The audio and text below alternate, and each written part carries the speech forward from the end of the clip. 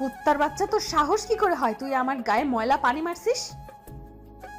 আপু, আমি আপনাকে দেখতে পাইনি। আপনি হঠাৎ নিচে চলে আসছেন। তুই আমার গায়ে ইচ্ছা করে ফেলছিস, এর জন্য তোকে শাস্তি পেতে হবে। আমি তো বলছি আপনার গায়ে ইচ্ছে করে পানি মারি নাই। ঠিক আছে, আপনি যে শাস্তি দিবেন আমি মাথা পেতে নিব। তারপরেও আমার মরা বাবা মাকে গালি দিয়েন না। তুই এক্ষুনি আমার জামা পরিষ্কার করে দিবি এবং আগে 50 বার কান ধরে উঠবি আর বসবি। ঠিক আছে আপু, আপনি যা বলবেন আমি তাই করছি। কি আর করার, আপুর কথা মতো কান ধরে উঠতে বসতে লাগলাম। আপু রুমে গিয়ে জামা চেঞ্জ করে ময়লা জামা আমার সামনে দিয়ে রুমে চলে গেল। কান ধরা শেষ করে আপুর জামাগুলো নিয়ে ওয়াশরুমে চলে গেলাম। জামা পরিষ্কার করে ছাদের উপরে দিয়ে নিজে রুমে আসলাম। ওয়াশরুমে ঢুকে ফ্রেশ হয়ে কলেজে যাওয়ার জন্য রেডি হতে লাগলাম। রেডি হতে হতে আপনাদের পরিচয়টা দিয়ে দেই। আমি রাসেল। দুনিয়ায় আপন বলতে কেউ নেই। মা আমাকে জন্ম দেওয়ার 5 মাস পর অসুস্থ হয়ে মারা যায়। এরপর বাবা আমাকে লালন পালন করে। কোনো রকম এসএসসি পাশ করার পর আব্বু রোড দুর্ঘটনায় মারা যায়। আব্বু রিক্সা চালিয়ে আমার পড়ালেখার খরচ চালিয়েছে। বাবা মারা যাওয়ার 1 মাস পর ঢাকায় চলে আসি। রাস্তা দিয়ে হাঁটতে আসি, কোথায় যাব কি করব কিছুই মাথায় আসছে না। এই ঢাকা শহরে আমার কেউ নেই, তাই যাওয়ার মতো স্থান নেই।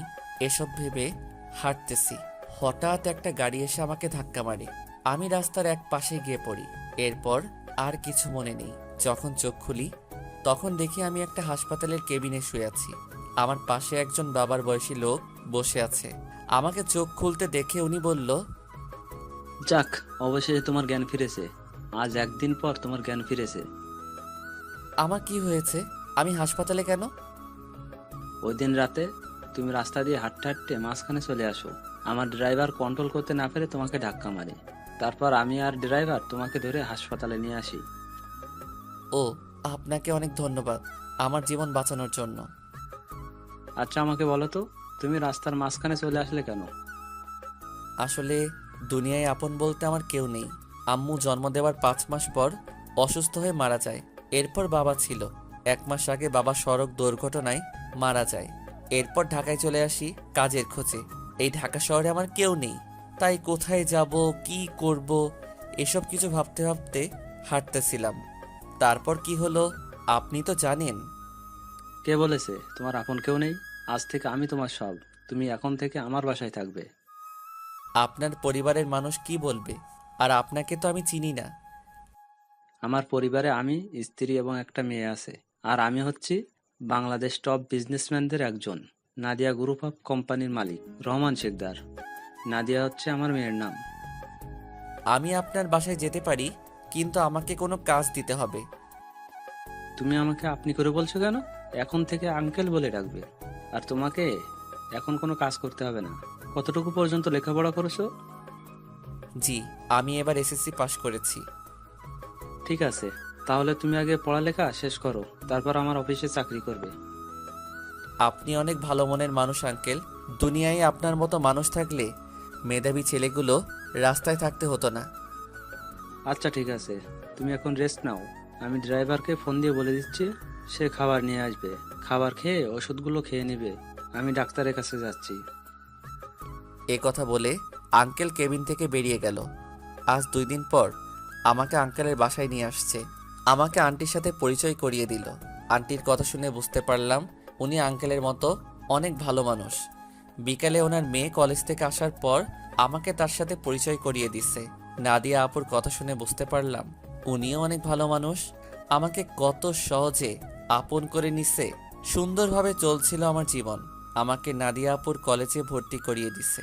নাদিয়া আপু প্রতিদিন ওনার সাথে করে কলেজে নিয়ে যায়, আবার নিয়ে আসে। নাদিয়া আপু এবার ইন্টার ফাইনাল ইয়ারে পড়ে, আর আমি প্রথম ইয়ারে। বয়সে আমার চেয়ে 2 বছরের বড় হবে। এভাবে দেখতে দেখতে একটা বছর কেটে গেল, কিন্তু হঠাৎ নাদিয়া আপুর ব্যবহার অন্যরকম হয়ে গেছে। আজ 1 মাস থেকে আগে তো ভালো ছিল, কিন্তু হঠাৎ এত পরিবর্তন কেন? গতকাল রাতে অনেক বৃষ্টি হয়েছে, তাই ছাদে পাতা পড়ে পানি জমে গেছে। 1 বালতির মতো পানি হবে। আমি পানিগুলো কুড়ে নিচে ফেলে দিলাম। হঠাৎ নিচের দিকে তাকিয়ে দেখি নাদিয়া আপু চোখ মুখ লাল করে দাঁড়িয়ে আছে। এরপর দ্রুত নিচে নেমে আসলাম। তারপর কি হলো আপনারা তো জানেন। আপনাদের সাথে কথা বলতে বলতে রেডি হয়ে নিচে চলে আসলাম। নিচে এসে দেখি আপু নাই। তাই আমি খালাকে জিজ্ঞেস করলাম, খালা, নাদিয়া আপু কোথায়? উনি কি নাস্তা করবে না? নাদিয়া ম্যাম তো নাস্তা করে গাড়ি নিয়ে কলেজে চলে গেছে। ও আচ্ছা, ঠিক আছে। তাহলে তুমি আমাকে নাস্তা দাও। আজকে আমার পাঠক পাঠিকা ভাই বোনদের সাথে কথা বলতে বলতে দেরি হয়ে গেছে। পাঠক পাঠিকা এরা আবার কারা? আরে খালা, যারা আমার গল্প নিয়মিত পড়ে তাদের বলছি। আমি তো এত কিছু বুঝি না, পড়ালেখা করি নাই, তাহলে বুঝবো কেমনে? তুমি বরং নাস্তা করে তাড়াতাড়ি কলেজে যাও। আমি আর কোনো কথা না বলে নাস্তা করে ব্যাগটা নিয়ে বাসার বাইরে চলে আসলাম। তারপর একটা রিক্সা নিয়ে কলেজে যেতে লাগলাম। এবার আপনারা হয়তো বলবেন, আপনার আঙ্কেল আন্টি কোথায়? আসলে আঙ্কেল আন্টি গ্রামে আঙ্কেলের বাসায় গেছে। আজকে প্রায় 15 দিন হয়েছে। কবে আসবে সেটা এখনো বলে নাই। এই 15 দিন নাদিয়া আপু আমাকে গাড়িতে করে কলেজে নিয়ে যায়নি। 15 দিন আগে শুধু গাড়িতে করে কলেজে নিয়ে যেত, কিন্তু আসার সময় নিয়ে আসতো না। আমি সেটা আঙ্কেল আন্টিকে বলি নাই, তাহলে আপুকে বকাঝকা করবে। আপু আমার সাথে খারাপ ব্যবহার করছে ঠিকই, কিন্তু কখনো গায়ে হাত তোলে নাই। আজকে আমার দোষের কারণে থাপ্পড় মেরেছে। আমার দরকার ছিল নিচে তাকিয়ে পানিগুলো ফেলার, তাহলে আর আপুর গায়ে পড়তো না। কথা বলতে বলতে কলেজে চলে আসলাম। পকেটে হাত দিয়ে দেখি মানি ব্যাগ আনতে ভুলে গেছি। সব পকেটে হাত দিয়ে দেখি 30 টাকার মতো আছে। রিক্সা ভাড়া মিটিয়ে কলেজের গেট দিয়ে ভিতরে ঢুকলাম। তারপর ক্লাসের সামনে চলে গেলাম। দেখি স্যার পড়া শুরু করে দিছে। স্যার, ভিতরে আসতে পারি? আরে রাসেল, তুমি আজকে এত দেরি কেন কলেজ আসতে? আসলে স্যার, বাসায় একটু কাজ ছিল, সেগুলো শেষ করে আসতে দেরি হয়ে গেছে। ঠিক আছে, এখন সিটে গিয়ে বসো। Okay sir. আমি আর কোনো কথা না বলে রাফির পাশে গিয়ে বসলাম। রাফি বলল, কিরে, তোর গাল লাল হয়ে আছে কেন? শালা, স্যার ধরতে পারে নাই। তুই শালা কিভাবে ধরলি? শুন, আমি তোর বেস্ট ফ্রেন্ড। তোর চেহারার দিকে তাকালে আমি সব বুঝতে পারি। এখন বল, লাল হয়ে আছে কেন? নাদিয়া আপু কি তোর গায়ে হাত তুলেছে? তোকে কলেজ ছুটি হওয়ার পর সব খুলে বলবো। রাফি আর কোনো কথা বলল না। আসলে আমরা দুজন বেস্ট ফ্রেন্ড। আমি আমার সব কিছু ওর সাথে শেয়ার করি, আর রাফি তার সব কিছু আমার সাথে শেয়ার করে। রাফির বাবা আঙ্কেলের মতো একজন বিজনেসম্যান। সবগুলো ক্লাস শেষ করে দুই বন্ধু বাইরে আসলাম। এবার বল, নাদিয়া আপু তোকে কেন মেরেছে? আসলে আমি আজকে সকালে, তারপর সব কিছু খুলে বললাম। এজন্য বুঝি তোর গায়ে হাত তুলবে? হাত তো তুলেছে, আবার কান ধরে উঠবাস করিয়েছে, জামা কাপড় পরিষ্কার করিয়েছে। আচ্ছা, এসব কথা বাদ দে। আমারই ভুল ছিল নিচে তাকিয়ে পানিগুলো ফেলার। ঠিক আছে, চল আজকে তোকে বাসায় নামিয়ে দিয়ে আসি। ঠিক আছে চল। না করলাম না, কারণ আমার কাছে টাকা নেই। রাফির কাছ থেকে অনেক টাকা নিয়েছি, আবার টাকা দিতে গেলে নেয় না। নিজের কাছে খারাপ লাগে টাকার কথা বলতে। কথা বলতে বলতে বাসায় চলে আসলাম।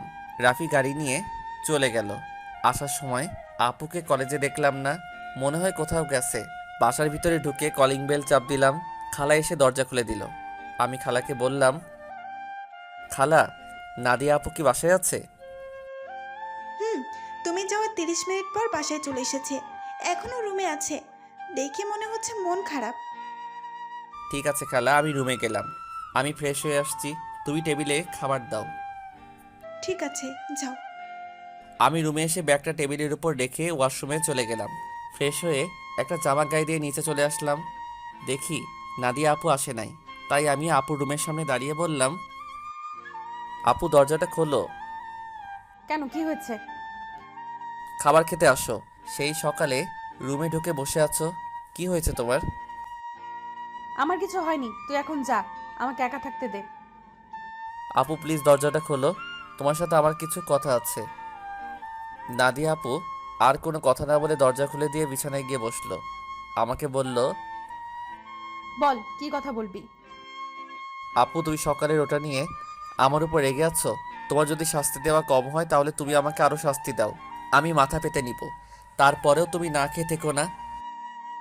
নাদিয়া আপু আর কোনো কথা না বলে বিছানা থেকে উঠে এসে আমাকে জড়িয়ে ধরল। তখন আপু বলল, তুই আমাকে ক্ষমা করে দে রাসেল, আমি তোর উপর রাগ করে নেই। আমি একটা ছেলেকে ভালোবাসি, কিন্তু ছেলেটা অন্য একটা মেয়েকে ভালোবাসে, তাই ওর উপরে রাগ করে তোর সাথে খারাপ ব্যবহার করছি। তুই আমাকে মাফ করে দে। আজকে তোর গায়ে হাত তুলেই নিজের কাছে অনেক খারাপ লাগছে, তাই ক্লাস না করে বাসায় চলে আসি। আপু, আমি কিছু মনে করি নাই। আমি জানি তোমার হয়তো কিছু হয়েছে, তাই তুমি আমার সাথে এরকম করছো। তুমি একটা বার ওই ছেলেটাকে দেখিয়ে দিও, আমি ওকে আবার তোমার কাছে নিয়ে আসবো। না রে, আর ও আমাকে ভালোবাসে না। ও আমার সাথে প্রেমের অভিনয় করছে, আমি সেটা বুঝতে পারি নাই। মন খারাপ করো না, দেখবে আস্তে আস্তে সব ঠিক হয়ে যাবে। তুমি ফ্রেশ হয়ে আসো, দুজনে একসাথে খাবার খাবো। ঠিক আছে, তুই বস, আমি ফ্রেশ হয়ে আসছি। নাদিয়া আপু ফ্রেশ হতে চলে গেল। আমি বিছানায় বসে আপুর মোবাইল টিপতে লাগলাম। গ্যালারিতে ঢুকে দেখি একটা ছেলের অনেকগুলো ছবি। তার মানে এই ছেলের সাথে প্রেম করত। ছেলেটা দেখতে অনেক সুন্দর। আমি ওই ছেলের কাছে কিছুই না। অবাক করার বিষয় হলো ওই ছেলের সাথে আপুর একটা ছবিও দেখলাম না। আমি মোবাইলটা বিছানায় রেখে দিলাম। কিছুক্ষণ পর আপু ওয়াশরুম থেকে বেরিয়ে আসলো। আমি তার দিকে তাকিয়ে মাথা নিচু করে ফেললাম। আপু মনে হয় বিষয়টা বুঝতে পেরেছে, তাই আপু বলল, আসলে আমার মনে ছিল না তুই যে আমার রুমে। আমি ওয়াশরুমে ঢুকে জামা কাপড় গায়ে দিচ্ছি। ওয়াশরুমে যেতে হবে না, আমি নিচে যাচ্ছি, তুমি জামা কাপড় গায়ে দিয়ে আসো। এ কথা বলে আমি আপুর রুম থেকে বেরিয়ে নিচে চলে আসলাম। কিছুক্ষণ পর আপু জামা গায়ে দিয়ে নিচে চলে আসলো। একটা কথা আপনাদেরকে বলে দেই, আমি নাদিয়াকে নিজের বড় আপুর মতো জানি। দুজনে একসাথে খাবার খেতে লাগলাম। খাবার খেয়ে যে যার রুমে চলে আসলাম। বিছানায় শুয়ে মোবাইল হাতে নিয়ে রাফিকে ফোন দিয়ে সব কিছু খুলে বললাম। তারপর আরও কিছুক্ষণ কথা বলে ঘুমিয়ে গেলাম। সকালে হঠাৎ কে যেন আমার গায়ে পানি মেরে ভিজিয়ে দিল। আমি এক লাফে উঠে গেলাম। সামনে তাকিয়ে দেখি নাদিয়া আপু হাতে বালতি নিয়ে দাঁড়িয়ে দাঁড়িয়ে হাসতে আসছে। তার মানে এটা আপুর কাজ। তখন আমি আপুকে বললাম, আপু তুমি এটা কি করলে? আমার গায়ে পানি দিলে কেন? তোকে সেই সকাল থেকে ডাকছি, তোর ওঠার খবর নেই, তাই বাধ্য হয়ে তোর গায়ে পানি মারছি। তাই বলে তুমি পানি মারবে?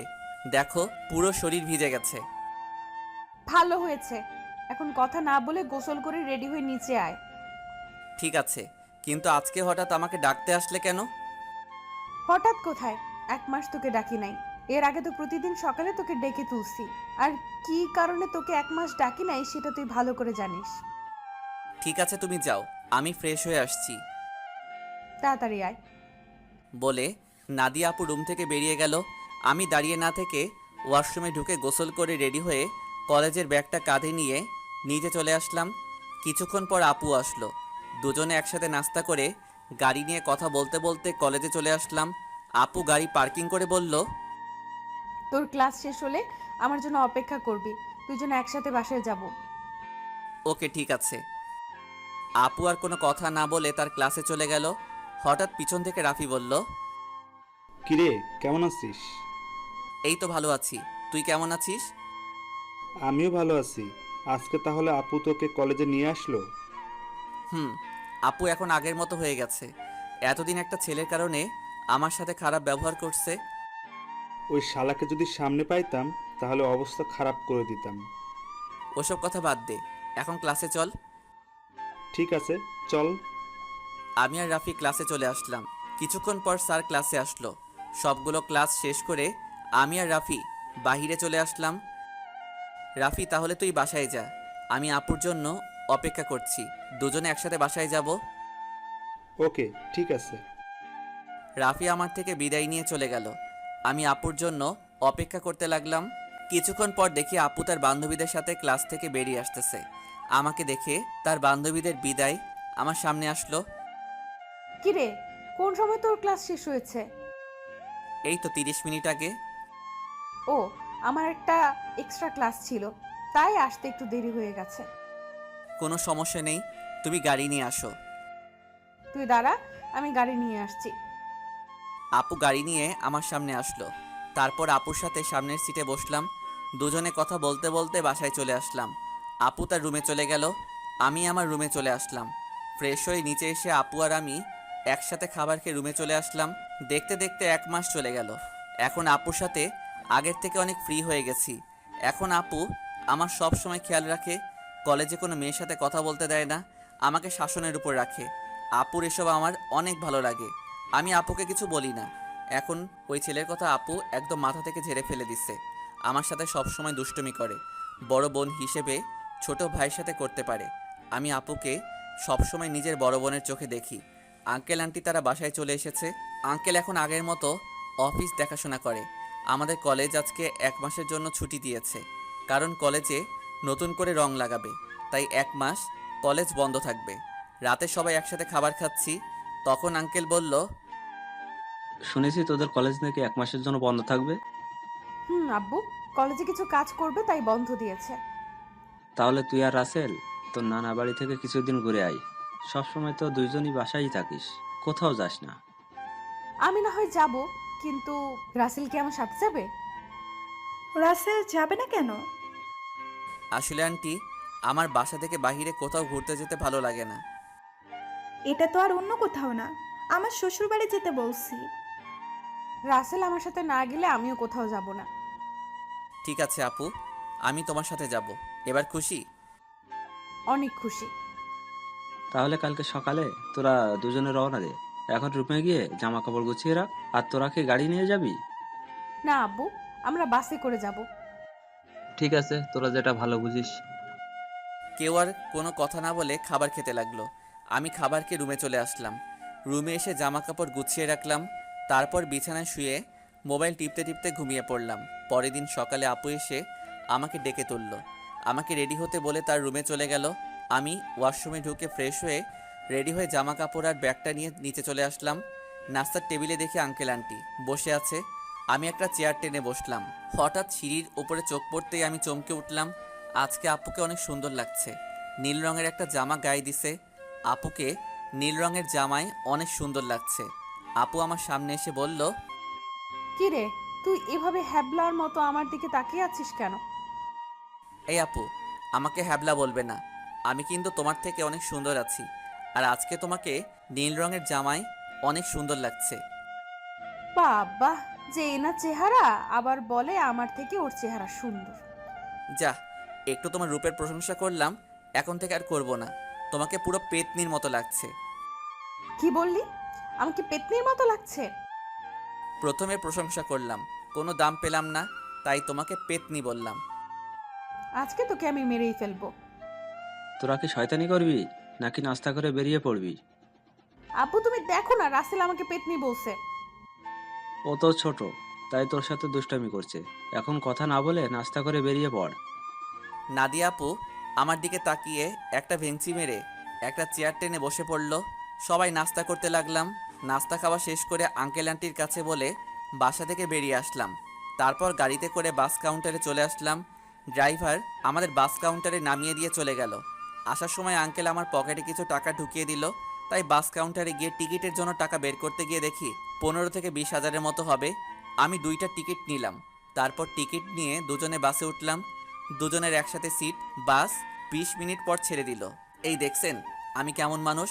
নাদিয়া আপুর নানার বাড়ির কথা বলতে ভুলে গেছি। আপুর নানার বাড়ি যশোরে। আমি কখনো যাইনি, কিন্তু আপুকে একবার যেতে দেখেছি, তাই আপু সব চিনে। শোন, নানার বাড়িতে গিয়ে কোনো মেয়ের সাথে কথা বলতে পারবি না, আর রিয়ার থেকে দূরে দূরে থাকবি। আমি কি আর কখনো তোমার নানার বাড়ি গেছি? আমি তো কাউকে চিনি না। আর এই রিয়াটাকে? রিয়া হচ্ছে আমার মামাতো বোন, ও তোর সেম ক্লাসে পড়ে। ঠিক আছে, কিন্তু ও যদি আমার সাথে কথা বলতে আসে তখন কি করব? তুই বলবি না। আমি যদি না কথা বলি তাহলে বলবে আমি বোবা, আর না হয় বলবে আমি বেশি ভাব দেখাই। কথা বলবি, কিন্তু বেশি কথা বলতে পারবি না। ঠিক আছে। আমি মনে মনে বললাম, আগে তো রিয়া মেয়েটাকে একবার দেখি, পছন্দ হলে তার সাথে প্রেম করব। এই নাদিয়া আপুর জন্য আজ পর্যন্ত কোনো মেয়ের সাথে প্রেম করতে পারলাম না। তো যাই হোক, দুজনে কানে হেডফোন লাগিয়ে গান শুনতে লাগলাম। বাস এসে একটা রেস্টুরেন্টে থামলো। তখন আমি নাদিয়া আপুর দিকে তাকিয়ে দেখি ঘুমিয়ে আছে। আমি আপুকে ডাক দিলাম। আপু চোখ খুলে বলল, কিরে, ডাকছিস কেন? আপু বাস একটা রেস্টুরেন্টে থামছে, চলো দুজনে খাবার খেয়ে নেই। ঠিক আছে চল। নাদিয়া আপু আর আমি বাস থেকে নেমে রেস্টুরেন্টের ভিতরে ঢুকে গেলাম। আপু ওয়াশরুমে ঢুকে ফ্রেশ হয়ে আসলো। আমি অন্য একটা ওয়াশরুমে ঢুকে ফ্রেশ হয়ে আসলাম। দুজনে গিয়ে একটা টেবিলে গিয়ে বসলাম। আপু ওনার মতো করে অর্ডার করলো, আমি আমার মতো অর্ডার করলাম। কিছুক্ষণ পর ওয়েটার খাবার নিয়ে আসলো। দুজনে খাবার খেতে লাগলাম। খাবার খেয়ে দুজনে আবার বাসের ভিতরে চলে আসলাম। আবার আগের মতো বসে পড়লাম। বাস কিছুক্ষণ পর ছেড়ে দিল। বাস চলছে আপন গতিতে। আমরা দুজন আবার হেডফোন লাগিয়ে গান শুনতে লাগলাম। দেখতে দেখতে আমরা এখন যশোর চলে এসেছি। দুজনে বাস থেকে নেমে দেখি একটা গাড়ি আমাদের সামনে দাঁড়িয়ে আছে, আর গাড়ির সাথে একজন লোক দাঁড়িয়ে আছে। নাদিয়া মামা বলে তাকে জড়িয়ে ধরলো। আসলে আমি কখনো আপুর মামাকে দেখি নাই। ওর মামা ঢাকায় মনে হয় সহজে যায়নি, তাই চিনতে পারলাম না। আমি আর আপু পিছনের সিটে বসলাম। তখন আপুর মামা বলল, তাহলে এই হচ্ছে রাসেল? মামা, ও হচ্ছে রাসেল। তুমি তো বাইরে ছিলে, তাই দেখো নাই। ও তার মানে নাদিয়ার মামা বাহিরে ছিল। তখন নাদিয়ার মামা বলল, কেমন আছো রাসেল? পড়ালেখা কেমন চলছে? জি মামা, আমি অনেক ভালো আছি, আর পড়াশোনা ভালোই চলছে। ও, তা কয়টা মেয়ের সাথে প্রেম করো? মামা আপনি এটা কি বলছেন? আরে সমস্যা নেই, আমাকে তোমার বন্ধু ভাবে বলতে পারো। প্রেম মনে হয় আমি কখনো করতে পারবো না। একটা পেত্নীর কারণে সবসময় আমাকে মেয়েদের থেকে দূরে সরিয়ে রাখে। ও মা, তাই? তা সে মানুষটাকে? আমি আপুর দিকে তাকিয়ে দেখি আমার দিকে চোখ লাল করে তাকিয়ে আছে। ভয়ে আমার গলা শুকিয়ে গেল, তাই কথা ঘুরিয়ে বললাম, আসলে আমার কলেজের এক ছেলে বন্ধু। সে বলেছে আমাদের দুজনের মধ্যে কেউ কখনো প্রেম করব না, কোনো মেয়ের সাথে বন্ধুত্ব করব। এ কারণে আজ পর্যন্ত একটা প্রেম করতে পারলাম না। আমার কথা শুনে মামা হাসতে হাসতে শেষ। আপুর দিকে তাকিয়ে দেখি এবার মুচকি মুচকি হাসছে। যাক বাবা, এবার তাহলে বেঁচে গেছি। তা না হলে খাচ্চুন্নি আজকে আমার অবস্থা খারাপ করে ছাড়তো। কথা বলতে বলতে মামা একটা বাসার ভিতরে গাড়ি ঢুকিয়ে দিল। আমি আর আপু গাড়ি থেকে নামলাম। আপু দৌড়ে ভিতরে চলে গেল। আমি এক জায়গায় দাঁড়িয়ে আছি। মামা গাড়ি পার্কিং করে আমার সামনে এসে বলল, কি ব্যাপার রাসেল, তুমি এখানে দাঁড়িয়ে আছো কেন? ভেতরে যাও। আমি কেমন করে যাব?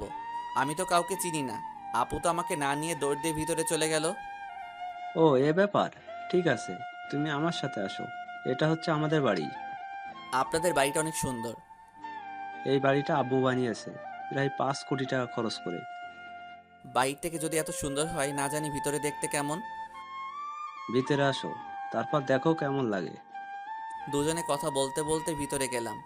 ভিতরে ঢুকে আমি তো আরো অবাক হয়ে গেলাম। পুরো বাড়িটা রাজপ্রাসাদের মতো। বাইরে থেকে ভেতর কেমন লাগছে? অনেক সুন্দর মামা। গ্রামের ভেতরে আমাদের বাড়িটা 1 নম্বরে আছে। এমন বাড়ি আর কোথাও নাই। হুম।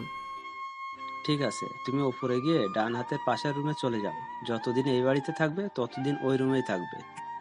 ওকে ঠিক আছে মামা। এই বলে আমি সিঁড়ি বেয়ে উপরে উঠলাম। তারপর হাতের ডান পাশের রুমে ঢুকে গেলাম। ভিতরে ঢুকে দেখি রুমটা অনেক সুন্দর। আমি কাঁধের ব্যাগটা বিছানায় রেখে জামা কাপড় বের করে ওয়াশরুমে ঢুকে গেলাম। গোসল করে একটা জামা গায়ে দিয়ে রুম থেকে বেরিয়ে আসতেই কারোর সাথে ধাক্কা খেয়ে নিচে পড়ে গেলাম। নিচে তাকিয়ে দেখি আমি একটা মেয়ের গায়ের উপর পড়ে আছি। মেয়েটা দেখতে খুবই সুন্দর, যে কোনো ছেলে দেখলে প্রেমে পড়ে যাবে।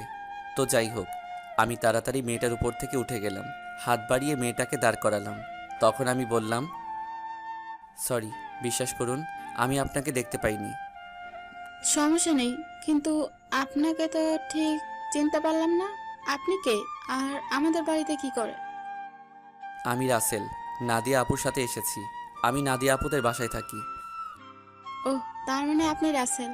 ফুফা ফুফির কাছে আপনার কথা শুনেছি। আমি রিয়া, নাদিয়া আপুর মামাতো বোন। ও তার মানে আপু আসার সময় আপনার কথা বলছে? নাদিয়া আপু আপনাকে আমার ব্যাপারে কি বলছে?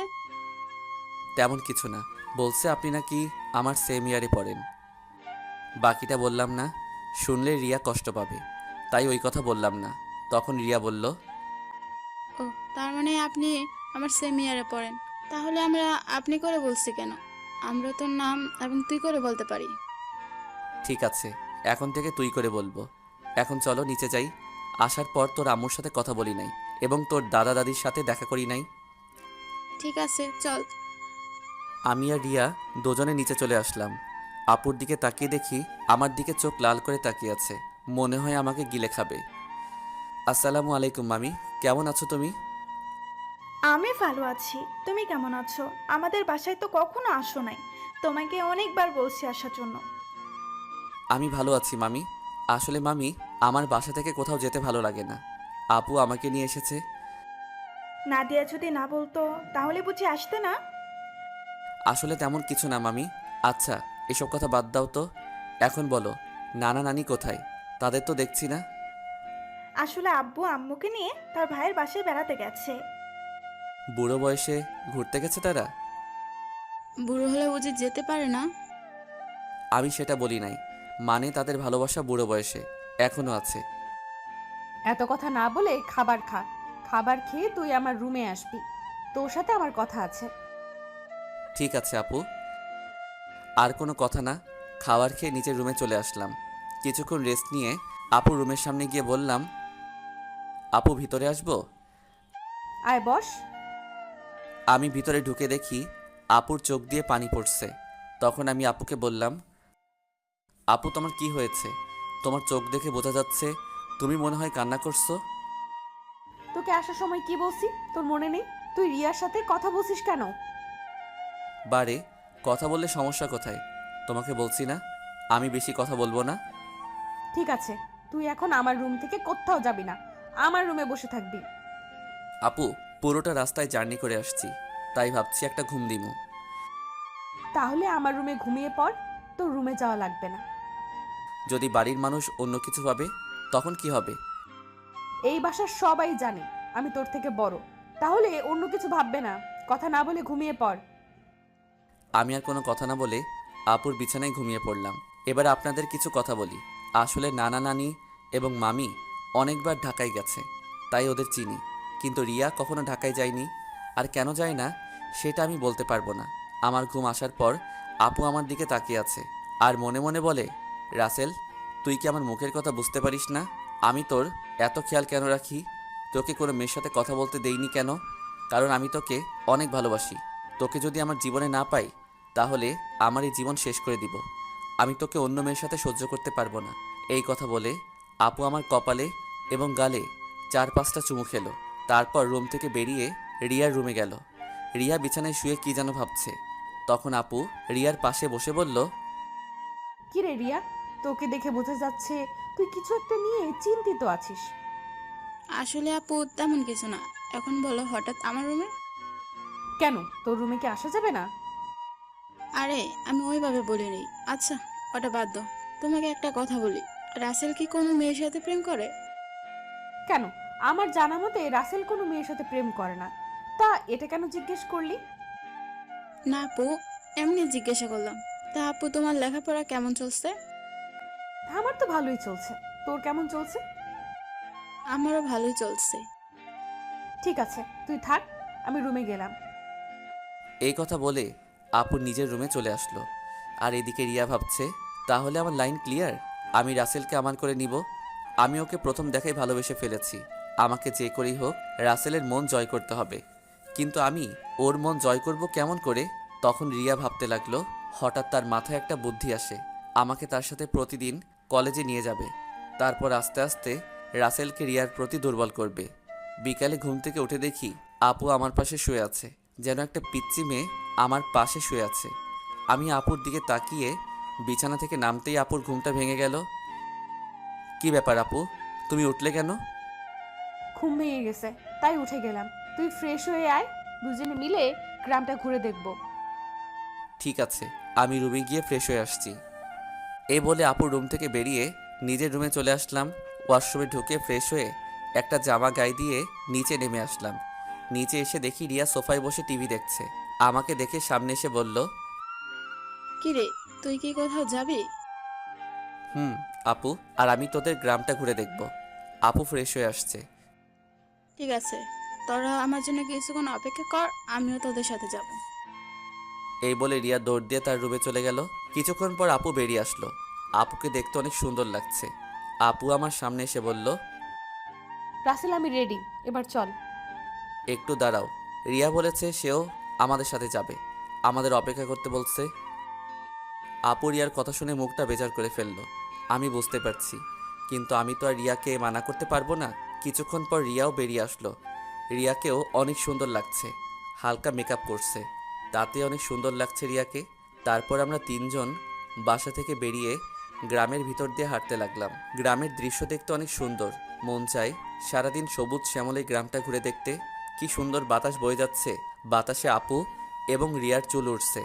তাদের দিকে তাকিয়ে দেখি ওরা দুজন আমার দিকে তাকিয়ে আছে। আমি তো কিছুই বুঝতে পারলাম না। ঘুরতে ঘুরতে রাত 8টা বেজে গেল। আসলে আমরা রিয়াদের বাজারে আসছি। এখানে ফুচকা আইসক্রিম খেয়েছি। আপু বেশি খাইনি।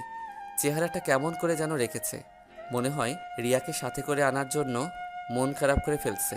তো যাই হোক, তিনজনে হাঁটতে হাঁটতে বাসায় চলে আসলাম। যে যার রুমে চলে আসলাম। আমি ওয়াশরুমে ঢুকে ফ্রেশ হয়ে নিচে চলে আসলাম। সবার সাথে খাবার খেতে লাগলাম। আপু খাবার খাচ্ছে না। হঠাৎ হাত ধুয়ে রুমে চলে গেল। আমি হালকা কয়েকটা খাবার খেয়ে আপুর রুমে চলে আসলাম। রুমে এসে দেখি আপু বিছানায় শুয়ে আছে। আমি আপুর সামনে গিয়ে বললাম, আপু আমি রিয়াকে আমাদের সাথে যেতে বলি নাই, সে নিজে এসেছে আমাদের সাথে। আপু কোনো কথা বলছে না, আবার অন্যদিকে মুখ ঘুরিয়ে নিল। এবার আমি আপুকে আমার দিকে ঘুরিয়ে বললাম, আপু তুমি কি আমার উপর রেগে আছো? প্লিজ, তুমি এভাবে মন খারাপ করে থাকলে আমার কাছে একটু ভালো লাগে না। হঠাৎ আপু আমার সাথে এমন কিছু করবে সেটা আমি কখনো ভাবতেই পারিনি। আপু আমাকে জড়িয়ে ধরে ঠোঁটের সাথে ঠোঁট লাগিয়ে পাগলের মতো কিস করতে লাগলো। আমি ছাড়ার চেষ্টা করছি, কিন্তু আপু আমাকে শক্ত করে ধরে আছে। প্রায় 5 মিনিট পর ছেড়ে দিয়ে কান্না করতে করতে বলল, তুই কি কিছু বুঝিস না? আমি কেন তোকে অন্য মেয়ের সাথে কথা বলতে দিই না? তোকে সবসময় চোখে চোখে রাখি, তোরা তো কেয়ার করি, কারণ আমি তোকে ভালোবাসি। আমি তোকে অন্য মেয়ের সাথে কথা বলতে দেখলে সহ্য করতে পারি না। আমি তোকে অনেক ভালোবাসি রাসেল। আমি তো আপুর কথা শুনে অবাক হয়ে গেলাম। আপু এটা কি বলছে?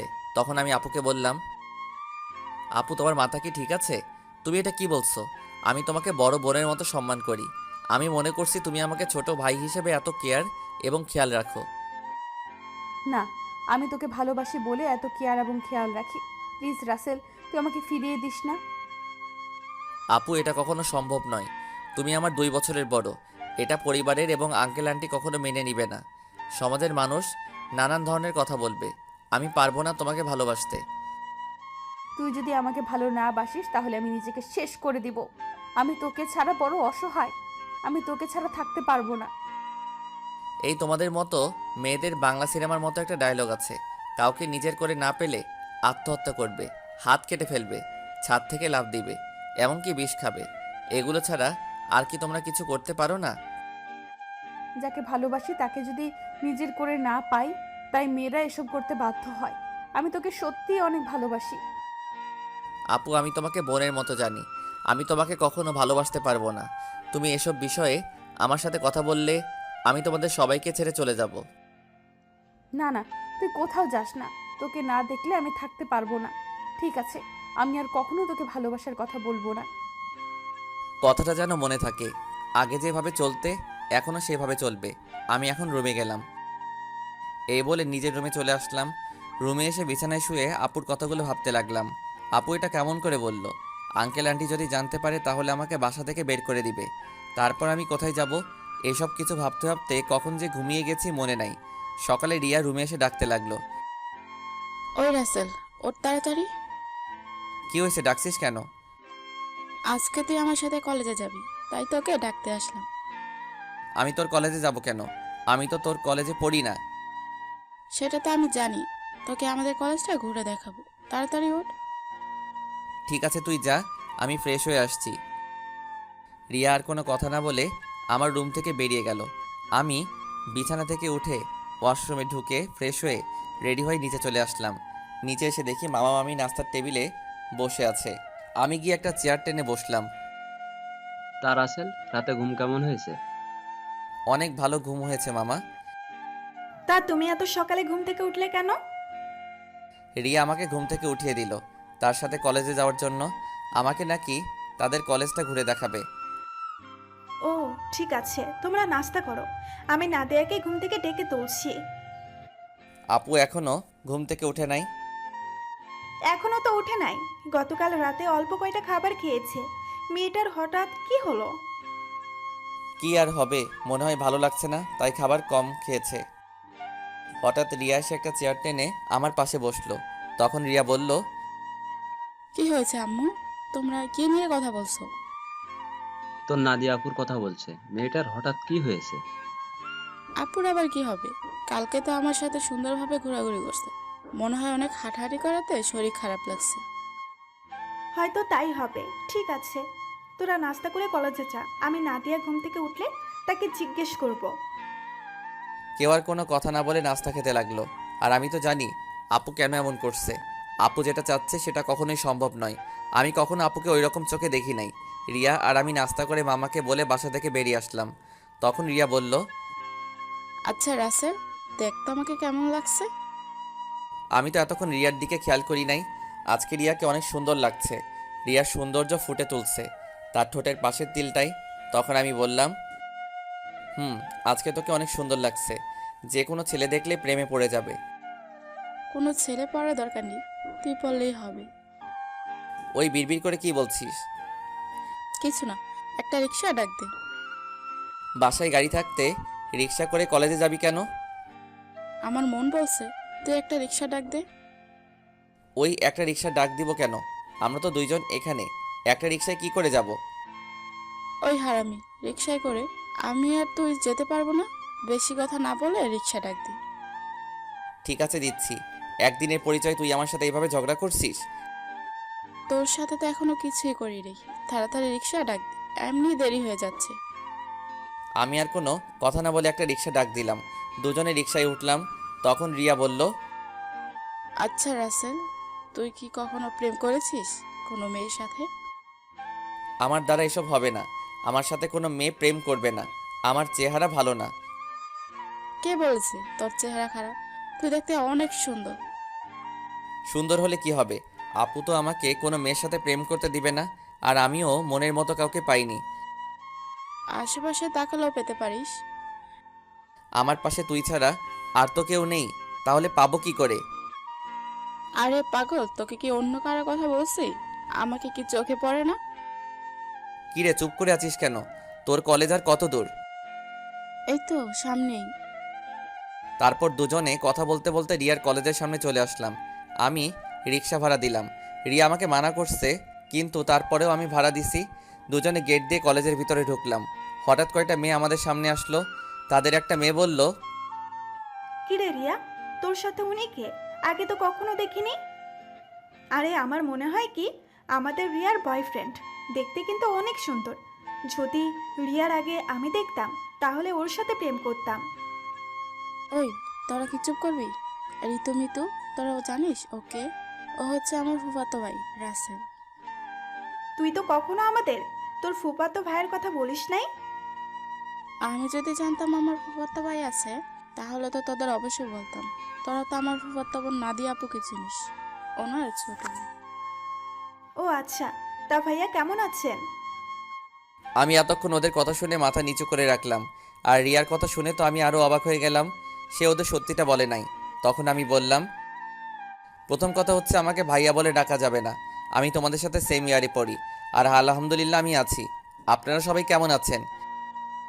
যেহেতু আমাদের সাথে পড়েন তাহলে আমাদের আপনি না তুই করে বলবেন। আমরাও ভালো আছি। ঠিক আছে, পরে কথা বলা যাবে, এখন চল ক্লাসে।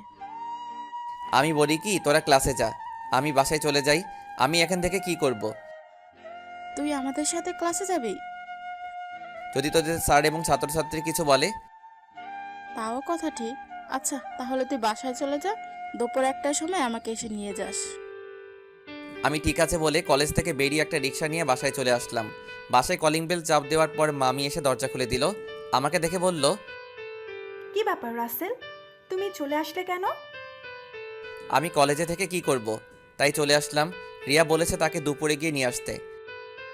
ও ঠিক আছে, তুমি রুমে যাও, আমি তোমার জন্য উপরে কফি নিয়ে আসছি। আমি এখন কফি খাবো না। আপু কি ঘুম থেকে উঠেছে? নাস্তা করে এখন আর রুমে আছে। ঠিক আছে। আমি আপুর রুমে গেলাম বলে ভিতরে ঢুকে আপুর রুমে চলে গেলাম। আপুর রুমে এসে দেখি কার সাথে যেন মোবাইলে হেসে হেসে কথা বলছে। আমাকে দেখে ফোনটা কেটে দিল।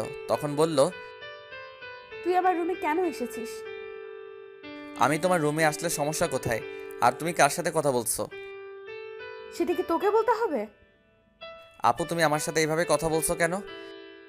তোর সাথে আমার কথা বলতে ভালো লাগছে না। তুই আমার রুম থেকে বেরিয়ে যা। আমি আর কোনো কথা না বলে আপুর রুম থেকে বেরিয়ে আমার রুমে চলে আসলাম। বিছানায় বসে ভাবতে লাগলাম, আপুর হঠাৎ কি হলো? আমার মনে হয় তার ভালোবাসা অ্যাকসেপ্ট না করার কারণে আমার উপর রেগে আছে। আপুর এমন কথায় কেন জানি আমার অনেক খারাপ লাগছে। পরে ভাবলাম রাগ করলে করুক, কিছুদিন পর এমনি ঠিক হয়ে যাবে। আর কিছু না ভেবে একটা ঘুম দিলাম। দুপুরের দিকে ঘুম থেকে উঠে দেখি একটা বাজার 10 মিনিট বাকি আছে, তাই কোনো রকম ফ্রেশ হয়ে মামিকে বাসা থেকে বেরিয়ে একটা রিক্সা নিয়ে রিয়ার কলেজের সামনে চলে আসলাম। কলেজের সামনে এসে দেখি রিয়া তার বান্ধবীদের সাথে বাহিরে দাঁড়িয়ে আছে। আমাকে দেখে ঋতু আর মিতুর থেকে বিদায় নিয়ে আমার সাথে রিক্সায় উঠে বসলো। তোর আসতে লেট হলো কেন? আসলে কলেজ থেকে গিয়ে ঘুমিয়ে পড়ছি, উঠতে একটু দেরি হয়ে গেছে, তাই আসতে একটু দেরি হয়েছে। ওহ, তারপর দুজনে কথা বলতে বলতে বাসায় চলে আসলাম। এবার রিয়া আমাকে রিক্সা ভাড়া দিতে দিল না, রিয়া এবার রিক্সা ভাড়া দিল। তারপর দুজনে বাসার ভিতরে ঢুকে যে যার রুমে চলে গেলাম। দেখতে দেখতে 10টা দিন চলে গেল। রিয়া আর তার বান্ধবীদের সাথে ভালো বন্ধুত্ব হয়েছে, কিন্তু আপু আমার সাথে ঠিকভাবে কথা বলে না। সব সময় কার সাথে যেন ফোনে হেসে হেসে কথা বলে। আপুর এড়িয়ে চলা আমার অনেক খারাপ লাগে। এখন কেন জানি আপু ফোনে কারোর সাথে হেসে হেসে কথা বললে আমার কেমন জানি লাগে। রাতে সবাই মিলে খাবার খেতে লাগলাম। তখন নাদিয়া আপু বলল, মামা মামি আমি কালকে ঢাকায় ফিরে যাব, আমার জরুরি কাজ আছে। তুই যাবি মানে? তাহলে রাসেল কি করবে? ও যাবে কিনা সেটা বলতে পারো। রাসেল, তুমি কি বলো? নাদিয়ার সাথে কি তুমি যাবে, নাকি তুমি আরো কিছুদিন থাকবে? না মামা মামি, আমিও আপুর সাথে কালকে চলে যাব। আমি থেকে কি করব? তাহলে ঠিক আছে। তা গাড়ি নিয়ে যাবে নাকি বাসে করে যাবে? না মামা, আমরা বাসে করে যাব। তুমি ড্রাইভারকে বলে দিও আমাদের বাস কাউন্টারে নামিয়ে দিয়ে আসতে। ঠিক আছে। হঠাৎ রিয়ার আবার কি হলো? ও খাবার না খেয়ে রুমে চলে গেল কেন? সেটা আমি বলবো কেমন করে? তুমি গিয়ে তোমার মেয়েকে জিজ্ঞেস করো। ঠিক আছে, ওর সাথে পরে কথা বলবো। এখন খাবার খাও। সবাই খাবার খেতে লাগলো। আমি খাবার খেয়ে রুমে চলে আসলাম। রুমে এসে দেখি টেবিলের উপর একটা কাগজ, লেখা আছে, রাসেল তুই একটু ছাদে আয়, আমি রিয়া, তোর সাথে কিছু কথা আছে। রিয়া হঠাৎ আমাকে ছাদে যেতে বলল কেন? আমি আর কোনো কিছু না ভেবে রুম থেকে বেরিয়ে ছাদে চলে গেলাম। ছাদে নিয়ে দেখি রিয়া ছাদের একটা কোথায় অন্যদিকে তাকিয়ে আছে। আমি রিয়ার সামনে গেলাম, তারপর রিয়াকে বললাম, বল আমাকে ছাদে আসতে বললি কেন? রিয়া আমার দিকে ঘুরে তাকালো। রিয়ার চোখ দেখি লাল হয়ে আছে, মনে হয় কান্না করছে। রিয়া বলল, রাসেল, আমি তোকে কিছু কথা বলতে চাই, প্লিজ তুই না করিস না। কি কথা আগে সেটা বল। তারপর রিয়া আমাকে যে কথা বলল সে কথা কখনো আমি রিয়ার থেকে আশা করি নাই। রিয়া এ কথা কিভাবে বলতে পারলো? রাসেল, আমি তোকে প্রথম যেদিন আমাদের বাসায় দেখি, তোর সাথে ধাক্কা খাই, সেদিন থেকে আমি তোকে ভালোবেসে ফেলেছি। আমি মনে করেছি আরো কিছুদিন পর তোকে ভালোবাসার কথা বলবো, কিন্তু যখন শুনেছি তুই কালকে ঢাকায় ফিরে যাবি, তখন আমার মনটা অনেক খারাপ হয়ে যায়। আমি আর থাকতে পারলাম না, তাই তোকে ছাদে ডেকে ভালোবাসার কথা বললাম। সত্যি রাসেল, আমি তোকে অনেক ভালোবাসি। এ কথা বলে রিয়া আমাকে জড়িয়ে ধরলো। আমি রিয়াকে বন্ধু ছাড়া অন্য কিছু ভাবি নাই, তাই ওর সাথে এত ফ্রি হয়েছি। কিন্তু রিয়া যে আমাকে ভালোবাসার কথা বলবে তা আমি কখনো ভাবিনি। আমি রিয়াকে আমার থেকে ছেড়ে বললাম, দেখ রিয়া, আমি তোকে বন্ধু ছাড়া অন্য কিছু কখনো ভাবিনি। আমি তোকে ভালোবাসতে পারবো না। তুই প্লিজ রাগ করিস না। তুই আমার থেকে অনেক ভালো ছেলে পাবি। আমাকে তুই ভুলে যা। রিয়া আমার কথা শুনে জোরে জোরে কান্না করে দিল। তারপর রিয়া বলল, তুই কেন আমাকে ভালোবাসতে পারবি না? আমি কি দেখতে খারাপ? কেন ভালোবাসতে পারবো না সেটা আমি বলতে পারবো না। আর তুই দেখতে অনেক সুন্দর। ঠিক আছে, জোর করে তো আর ভালোবাসা পাওয়া যায় না, কিন্তু আমি তোকে কখনো ভুলতে পারবো না। তোকে আমি অনেক ভালোবেসে ফেলেছি। প্লিজ তুই পাগলামি করিস না। দেখবি তুই আমার থেকে ভালো ছেলে পাবি। ঠিক আছে, আমি রুমে গেলাম। এ কথা বলে রিয়া ছাদ থেকে নেমে গেল। এই কারণে মেয়েদের সাথে বন্ধুত্ব করি না। আমি আর কিছু না ভেবে ছাদ থেকে নেমে নিজের রুমে চলে গেলাম। বিছানায় শুয়ে পড়লাম। পরের দিন সবার থেকে বিদায় নিয়ে আমি আর আপু বেরিয়ে আসলাম। রিয়া আর আমার সামনে আসে নাই। ড্রাইভার আমাদের বাস কাউন্টারে নামিয়ে দিয়ে চলে গেল। আসার সময় আপু একটা কথাও বলে নাই আমার সাথে। আপুর এত পরিবর্তনে আমার অনেক খারাপ লাগছে। আপুর দুষ্টমিগুলো কেয়ার করা সব কিছু মিস করছি। আগে ঢাকায় ফিরে যাই, তারপর আপুর সাথে কথা বলবো। টিকিট কেটে দুজনে বাসে উঠলাম। দুজনের সিট একসাথে পড়েছে। আপু জানালার পাশে গিয়ে বসলো। দেখতে দেখতে আমরা ঢাকায় এসে পৌঁছে গেলাম। ড্রাইভার আঙ্কেল আমাদেরকে নেওয়ার জন্য গাড়ি নিয়ে অপেক্ষা করছে। আমি আসার সময় ড্রাইভার আঙ্কেলকে ফোন দিয়ে আসতে বলেছি। দুজনে বাস থেকে নেমে গাড়িতে গিয়ে বসলাম। আমি ড্রাইভার আঙ্কেলের সাথে সামনের সিটে বসলাম, আপু পিছনের সিটে গিয়ে বসলো। আপুর দিকে তাকিয়ে দেখি কার সাথে যেন মোবাইলে চ্যাটিং করছে। আমি আপুর থেকে চোখ সরিয়ে দিলাম। কিছুক্ষণ পর বাসায় চলে আসলাম। আপু গাড়ি থেকে নেমে ভিতরে চলে গেল। আমি জামা কাপড়ের ব্যাগ নিয়ে ভিতরে গেলাম। আন্টি বলল, কি ব্যাপার রাসেল, তোমরা এত তাড়াতাড়ি বাসায় আসলে যে? আরো কিছুদিন থাকতে। আন্টি আপুর নাকি কাজ আছে, তাই চলে আসলাম। আর 10 দিন তো থেকে আসলাম। ঠিক আছে, তুমি রুমে গিয়ে ফ্রেশ হয়ে আসো, আমি টেবিলে খাবার দিচ্ছি। ঠিক আছে আন্টি। এই বলে নিজের রুমে চলে আসলাম। রুমে এসে ওয়াশরুমে ফ্রেশ হয়ে নিচে চলে আসলাম। একটা চেয়ার টেনে বসলাম। আপুকে দেখলাম না টেবিলে। তখন আমি আন্টিকে বললাম, আন্টি আপু কোথায়? আপু খাবার খাবে না? ও তো খাবার খেয়ে রুমে চলে গেছে, তুমি খেয়ে নাও। ও। আমি আর কোনো কথা না বলে খাবার খেয়ে রুমে চলে আসলাম। দেখতে দেখতে আরও 10টা দিন চলে গেল। আপুর সাথে কথা বলতে গেলে আমার সাথে কথা বলে না। এই 10টা দিন অনেক কষ্টে কেটেছে। রিয়াদের বাসায় তেমন কষ্ট পাইনি, কারণ রিয়ার সাথে দুষ্টুমি করতে করতে দিন পার হয়ে গেছে।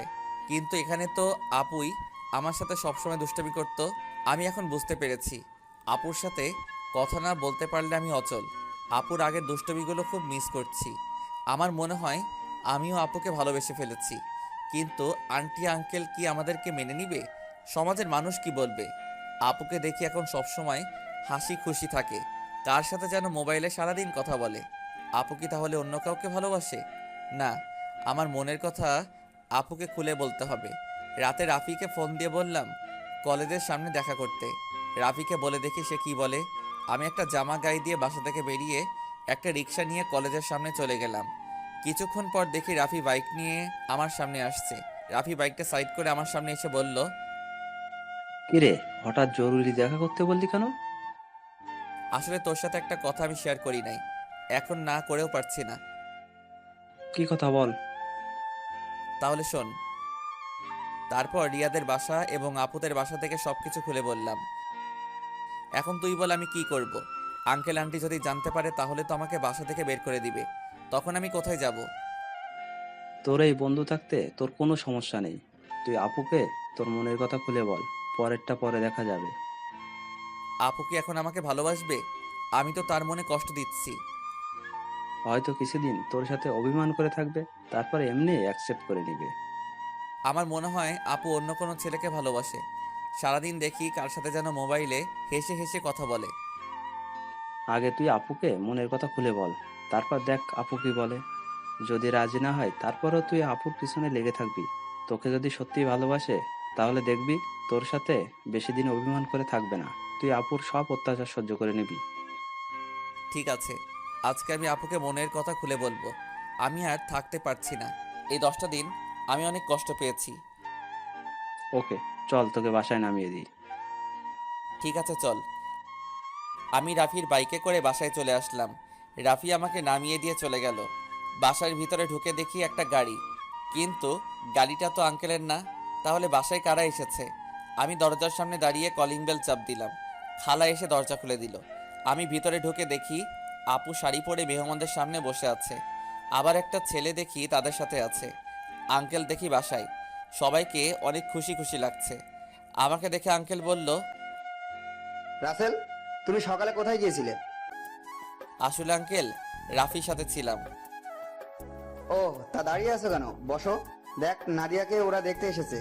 তাদের নাদিয়াকে পছন্দ হয়েছে, এখন বিয়ের দিন তারিখ ঠিক করবে।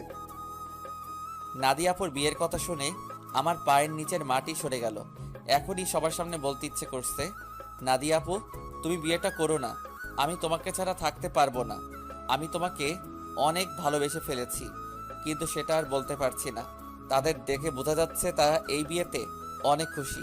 সবচেয়ে বড় কথা হলো আপুকেও দেখি অনেক খুশি। তাদের এই খুশির মাঝে আমার ভালোবাসার কথা বলতে পারবো না। আমি চাই না আমার কারণে তাদের খুশি নষ্ট হয়ে যাক। আর ছেলেটা দেখতে অনেক সুন্দর, আপুর সাথে ভালো মানাবে। আমি নিজের কষ্ট চেপে রেখে তখন আমি বললাম, তাহলে তো অনেক ভালো, তোমরা যেটা ভালো মনে করো। তোর কি ছেলেকে পছন্দ হয়েছে? ওনাকে পছন্দ না হওয়ার কি আছে? দেখতে অনেক সুন্দর, আপুর সাথে ভালো মানাবে। তাহলে আমরা বিয়ের দিন তারিখ ঠিক করতে পারি। তারপর তারা বিয়ের দিন তারিখ ঠিক করলো। আগামী শুক্রবার আপুর বিয়ে। আমি আর তাদের মধ্যে না থেকে নিজের রুমে চলে আসলাম। দরজা আটকে দিয়ে অনেক কান্না করতে লাগলাম। জীবনে কোনো মেয়েকে ভালোবাসি নাই, এই প্রথম একজনকে ভালোবাসলাম, কিন্তু তাকে আর বলতে পারলাম না। বলার আগেই তার বিয়ে ঠিক হয়ে গেল। হঠাৎ আমার মোবাইলটা বেজে উঠল। দেখি রিয়া ফোন দিছে। আজকে এতদিন পরে রিয়া আজকে ফোন দিছে।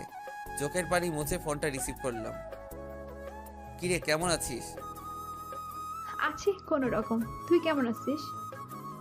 আমি আলহামদুলিল্লাহ ভালো আছি। মামা মামি তারা কেমন আছে? সবাই ভালো আছে, কিন্তু তোর কথা কেমন জানি লাগছে। কি হয়েছে তোর? আমার তো কিছুই হয়নি। তুই মনে হয় আমার থেকে কিছু লুকাচ্ছিস। বল কি হয়েছে তোর? বলতে পারি, কিন্তু তুই আমাকে কথা দিতে হবে। তুই কাউকে কিছু বলবি না। ঠিক আছে, বলবো না। এবার বল। তাহলে শোন। রিয়াকে সবকিছু খুলে বললাম। এটা তুই কি বলছিস? আমি ফুফা ফুফির সাথে কথা বলি? না রে, তারা শুনলে অনেক কষ্ট পাবে। তারা এই বিয়েতে অনেক খুশি। তাহলে তুই কষ্ট পাচ্ছিস কেন? আমি কষ্ট পেলে কিছু হবে না। আমি চাই না আমার কারণে তাদের আশা ভরসা সব নষ্ট হয়ে যাক। তুই কি পারবি আপুকে ভুলে থাকতে? আমাকে ভুলে থাকার চেষ্টা করতে হবে। এই বিয়েতে আপুও রাজি আছে। তাহলে আপু যখন তোকে ভালোবাসার কথা বলেছে তখন রাজি হোসনি কেন? তখন তো আমি আপুকে ওই চোখে দেখি নাই, আমার বড় বোনের মতো দেখেছি। আর আঙ্কেল আন্টি এবং সমাজের কথা চিন্তা করে আপুকে মানা করে দেই। তখন যদি রাজি হতি তাহলে আজকে আর এত কষ্ট পেতে হতো না। এখন তুই কি করবি? এখন আমি আপুকে ভুলে থাকার চেষ্টা করব। আপুর বিয়ে হয়ে গেলে আঙ্কেল আন্টি একা হয়ে যাবে। তাই আমি চাই বাকিটা জীবন তাদের সাথে পার করে দিতে। ঠিক আছে, তাহলে ভালো থাকিস। আর যা কিছুই করিস চিন্তা ভাবনা করে করিস। বাই। এই বলে রিয়া ফোন কেটে দিল। আমার চোখ দিয়ে আবার পানি পড়তে শুরু করলো। কান্না করতে করতে নিচে ঘুমিয়ে গেলাম। রাতে সবাই টেবিলে বসে খাবার খেতে লাগলাম। তখন আঙ্কেল বলল, রাসেল, আমি চাই নাদিয়ার বিয়ের সবকিছু তুমি করবে। ঠিক আছে আঙ্কেল। আরে রাসেল, তোমার চোখ দুটো লাল হয়ে আছে কেন? কি হয়েছে তোমার? আসলে আন্টি চোখে কি যেন পড়েছে, তাই লাল হয়ে গেছে। চিন্তা করবেন না, এমনি ঠিক হয়ে যাবে। আমি নাদিয়া আপুর দিকে তাকিয়ে দেখি এক মনে খাবার খেয়ে যাচ্ছে।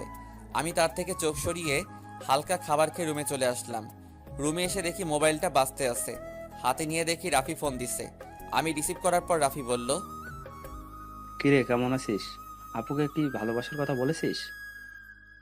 আমি ভালো আছি, আর আপুকে ভালোবাসার কথা বলতে পারি নাই। কেন, কি হয়েছে? আপুর বিয়ে ঠিক হয়ে গেছে, তাই আর আমার মনের কথা খুলে বলতে পারি নাই। কি বলছিস তুই? কোথায় বিয়ে ঠিক হয়েছে? ছেলের বাড়ি কোথায় সেটা বলতে পারবো না। ছেলেটা দেখতে অনেক সুন্দর। তুই আমাকে বাসার সামনে নামিয়ে দিয়ে যাওয়ার পর তারপর সব খুলে বললাম। এটা তুই কি বলছিস? তুই কি পারবি আপুকে ভুলে থাকতে? তুই একবার আঙ্কেল আন্টিকে কথাটা খুলে বল, আর না হয় আপুকে বল।